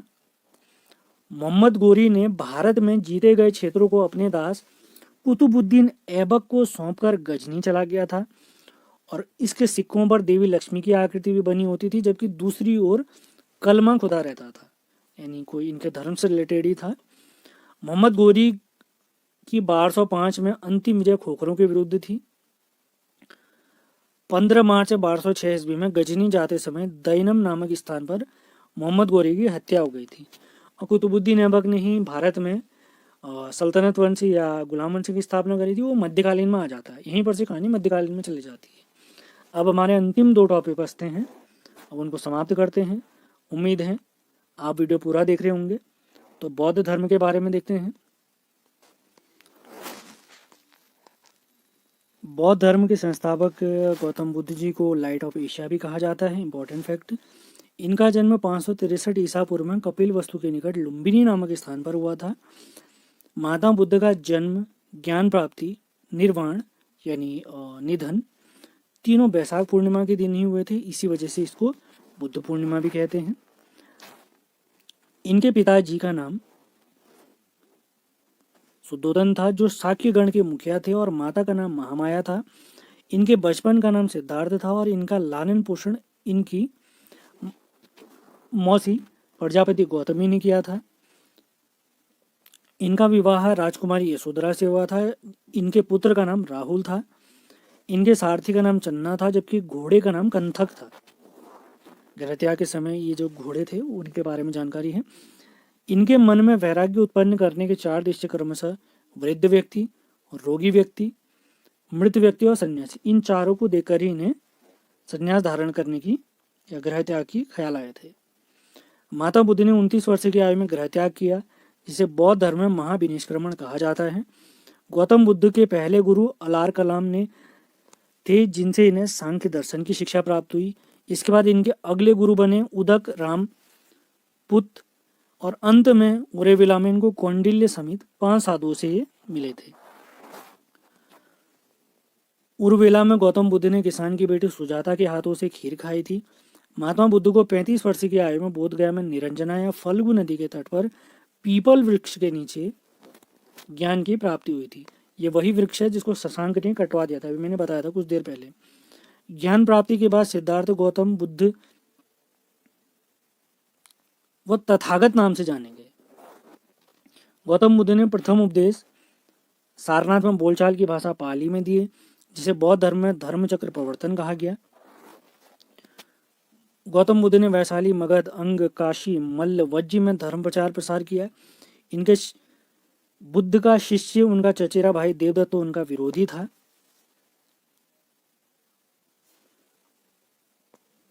महात्मा बुद्ध का प्रीतम शिष्य आनंद था। इन्हीं के कहने पर बुद्ध ने बौद्ध संघ में स्त्रियों का प्रवेश किया था। और बुद्ध की मौसी जिन्होंने इनका पालन पोषण किया था, प्रजापति गौतमी जी, यही इनकी पहली बौद्ध भिक्षुणी भी बनी थी। महात्मा बुद्ध ने अंतिम उपदेश सुमद नामक व्यक्ति को दिए थे। इनकी मृत्यु 483 ईसा पूर्व में 80 वर्ष की अवस्था में कुशीनगर में चुंद नामक शिष्य के घर पर हुई, जिसे बौद्ध धर्म में महापरिनिर्वाण भी कहा जाता है। यानी इनके निधन को महापरिनिर्वाण कहा जाता है। महात्मा बुद्ध की अंत्येष्टि मल्लों ने सम्मान पूर्वक की और अवशेषों को 8 भागों में बांटकर स्तूपों का निर्माण कराया। बौद्ध धर्म अपनाने वाले प्रमुख शासक हैं अजातशत्रु, उदयन, कनिष्क, प्रसेनजित, हर्षवर्धन, पाल शासक और अशोक। ये काफी इंपॉर्टेंट फैक्ट है, याद रखने आपने। अब इनके प्रमुख सिद्धांत देखते हैं। सबसे पहले इनके 3 रत्न, बुद्ध, धम्म, संघ। दुखों के निवारण के लिए बुद्ध ने अष्टांगिक मार्ग की बात कही, जिसमें 8 मार्ग बताए गए हैं। महात्मा बुद्ध ने मध्यम मार्ग के उपदेश दिए। बौद्ध दर्शन अनीश्वरवादी है, लेकिन पुनर्जन्म पर विश्वास रखता है। बौद्ध संघ में प्रवेश की न्यूनतम आयु 15 वर्ष थी। गृहस्थ में रहकर बौद्ध धर्म मानने वालों को उपासक, जबकि बौद्ध सन्यासी को भिक्षुक कहा गया है। बौद्ध संघ में प्रविष्ट होने को उपसंपदा कहा गया है। अब देखते हैं इनकी प्रमुख संगीतियां। संगीतियां माने एक प्रकार की मीटिंग। तो बौद्ध धर्म की पहली संगीति 483 ईसा पूर्व को राजगृह के सप्तपर्णी गुफा में महाकश्यप की अध्यक्षता में हुई थी। प्रथम संगीति हर्यक वंश के शासक अजात शत्रु के संरक्षण में हुई थी, जिसमें सूत पिटक और विनय पिटक का संकलन किया गया था। तृतीय बौद्ध संगीति में अभिधम्म पिटक का संकलन हुआ, जिसमें बौद्ध दर्शन का वर्णन 7 भागों में किया गया है। चतुर्थ संगीति में बौद्ध धर्म का विभाजन हीनयान व महायान में हुआ और बाद में बौद्ध धर्म की वज्रयान शाखा भी बनी। 5वीं संगीति कन्नौज में हर्षवर्धन के संरक्षक में हुई, जिसमें अध्यक्ष विन्सांग थे, जिसमें महायान धर्म की श्रेष्ठता सिद्ध हुई थी। 5वीं संगीति आप देख भी सकते हैं, ये वो फैक्ट कवर हैं। पहली संगीति 483 ईसा पूर्व, राजगृह में शासक अजातशत्रु, अध्यक्ष महाकश्यप। द्वितीय संगीति 383 ईस्वी, वैशाली में कालाशोक के टाइम पे, अध्यक्ष सब्बकामी। तृतीय संगीति 250 ईसा पूर्व में, इसकी टाइमलाइन कहीं कहीं पे कुछ और भी दी है। पाटलिपुत्र में हुआ था, अशोक शासक थे और अध्यक्ष मोगलीपुत्र तिस्स थे। चौथी संगीति 78 ईस्वी में मिलती है, कहीं कहीं पर पहली शताब्दी भी लिखी है। कुंडलवन कश्मीर में हुई थी, शासक कनिष्क थे और अध्यक्ष वसुमित्र थे, याद रखना आपने। अब बौद्ध साहित्य के बारे में देखते हैं। त्रिपिटक की रचना पाली भाषा में हुई है। सुत्त पिटक, विनय पिटक और अभिधम्म पिटक, ये 3 पिटक हैं। सुत्त पिटक में बौद्ध धर्म के उपदेश संकलित हैं, जबकि विनय पिटक में भिक्षु व भिक्षुणी के आचरण संबंधी नियम दिए गए कि अगर कोई संन्यास ग्रहण किया हुआ भिक्षु और भिक्षुणी है तो उन्हें कैसा आचरण करना चाहिए। अभिधम्म पिटक का महत्वपूर्ण भाग कथा वस्तु है, जबकि जातक कथाएं महात्मा बुद्ध के पूर्व जन्मों की कथाएं हैं। मिलिंद पन्हु ग्रंथ में यूनानी शासक मिनांडर के प्रश्न व बौद्ध आचार्य नागसेन के उत्तर संकलित है। बुद्ध चरितम की रचना संस्कृत भाषा में अश्वघोष ने की, जिसे बौद्धों का रामायण भी कहा जाता है। बौद्धों का रामायण बुद्ध चरित। अब देखते हैं अंतिम टॉपिक आज का हमारा, जैन धर्म। तो आप लोग के लिए ऐसे वीडियो लगातार आते रहेंगे। आपने क्या करना है, मैंने आपको पहले ही बता रखा है। आपके लिए टारगेट है 100 लाइक करने हैं। आपने 50 से ऊपर लाइक कर देंगे तो मैं आपके लिए एक और नया वीडियो लेके आ जाऊँगा, यानी ऐसा ही मास्टर वीडियो मैराथन क्लास, जिसमें एक वीडियो में हम पूरा सब्जेक्ट करेंगे। जैन धर्म के संस्थापक ऋषभदेव थे। इन्हें प्रथम तीर्थंकर भी कहा जाता है और इनका प्रतीक चिन्ह सांड था। जैन धर्म में 24 तीर्थंकर हुए हैं, जिनमें ऋषभदेव ऋग्वेद में उल्लेख मिलता है और अरिष्टनेमि का भी ऋग्वेद में उल्लेख मिलता है। इनके दूसरे तीर्थंकर थे अजितनाथ, इनका प्रतीक चिन्ह हाथी था। तीसरे तीर्थंकर संभवनाथ, जिनका प्रतीक चिन्ह घोड़ा, और चौथे तीर्थंकर अभिनंदन थे, जिनका चिन्ह कपि था। अगला देते हैं जैन धर्म के 21वें तीर्थंकर नेमिनाथ, चिन्ह इनका नीलकमल। 22वें तीर्थंकर अरिष्टनेमि, चिन्ह शंख। 23वें तीर्थंकर पार्श्वनाथ, जिनका प्रतीक चिन्ह सर्प था, जिनको निर्वाण व ज्ञान प्राप्ति पारसनाथ पहाड़ी के सम्मेद शिखर पर प्राप्त हुई थी। पार्श्वनाथ जी के पिता अश्वसेन और माता वामा देवी थी, जिन्होंने निर्ग्रंथ संप्रदाय की स्थापना भी की थी। जैन धर्म के 24वें व अंतिम तीर्थंकर हमारे महावीर स्वामी थे। इनका प्रतीक चिन्ह सिंह था। मोस्ट इंपॉर्टेंट फैक्ट, जैन धर्म से अलग होने वाले पहले व्यक्ति थे जामिल। जैन धर्म अपनाने वाले प्रमुख शासक उदयन, चंद्रगुप्त मौर्य, खारवेल कहाँ के, कलिंग के राजा, अमोघवर्ष और गुजरात के सोलंकी राजा। अब महावीर स्वामी जी के बारे में कुछ जानकारी लेते हैं। इनका जन्म 540 ईसा पूर्व में वैशाली के निकट कुंडल ग्राम में हुआ। बचपन का नाम इनका वर्धमान और कुल इनका है जात्रिक। इनके पिताजी का नाम सिद्धार्थ और माताजी का नाम त्रिशला था, जो लिच्छवी नरेश चेटक की बहन थी। इनका विवाह यशोदा से हुआ है और इनकी एक पुत्री है प्रियदर्शना, जिसे अनुजा भी कहा गया है। महावीर स्वामी जी को ऋजुपालिका, जैसे हमारे गौतम बुद्ध जी को फल्गु नदी के तट पर ज्ञान की प्राप्ति हुई, तो महावीर स्वामी जी को ऋजुपालिका नदी के तट पर 12 वर्षों की तपस्या के बाद जिम्भिक ग्राम में शाल वृक्ष के नीचे, गौतम बुद्ध जी को पीपल वृक्ष के नीचे हुई थी, इन्हें शाल वृक्ष के नीचे ज्ञान की प्राप्ति हुई। ज्ञान प्राप्ति के बाद महावीर स्वामी जिन, निर्ग्रंथ या बंधन रहित केवलिन या अरहत कहलाए, जैसे हमारे बुद्ध तथागत कहलाए थे। महावीर स्वामी ने अपना पहला उपदेश राजगृह में दिया। महावीर स्वामी जी की मृत्यु 468 ईसा पूर्व यानी 72 वर्ष की आयु में पावापुरी में मल्ल राजा सस्तीपाल के महल में हुई। इनके पहले अनुयायी इनके दामाद जामिल बने थे। पहली जैन भिक्षुणी चंपा नरेश दरिवाहन की बेटी चंदना बनी थी। महावीर स्वामी ने अपने शिष्यों को 11 गणधड़ों में बांटा था। महावीर स्वामी के बाद सुधर्मन जैन संघ के प्रमुख बने थे। काफी इंपॉर्टेंट फैक्ट। अब देखते हैं जैन धर्म के सिद्धांत। जैन धर्म के 5 सिद्धांत हैं, जिसमें पहले 4 हैं सत्य, अहिंसा, अपरिग्रह और अस्थेय। जैन तीर्थंकर पार्श्वनाथ ने वह 5वां सिद्धांत ब्रह्मचर्य हमारे महावीर स्वामी ने जोड़ा था। तो 4 सिद्धांत पार्श्वनाथ जी के हैं, सत्य, अहिंसा, अपरिग्रह और अस्थेय। जैन धर्म में स्याद्वाद का दर्शन है, जिसे अनेकांतावाद भी कहा जाता है। अणुव्रत का संबंध भी हमारे जैन धर्म से ही है। जैन धर्म में पुनर्जन्म की मान्यता है और कर्म को प्रधानता दी गई है। अहिंसा पर सबसे ज्यादा जोर दिया गया है। जैन धर्म के भी 3 रत्न हैं, सम्यक ज्ञान, सम्यक कर्म और सम्यक दर्शन। जैन धर्म में 8 कर्मों व 18 पापों का विवरण है। संलेखना या संथारा प्रथा जैन धर्म में प्राण त्यागने की प्रथा है। अब प्राण कैसे त्यागे जाते हैं, इसमें भोजन पानी का त्याग करके प्राणों को त्यागा जाता है। अब देखते हैं जैन धर्म एवं संघ।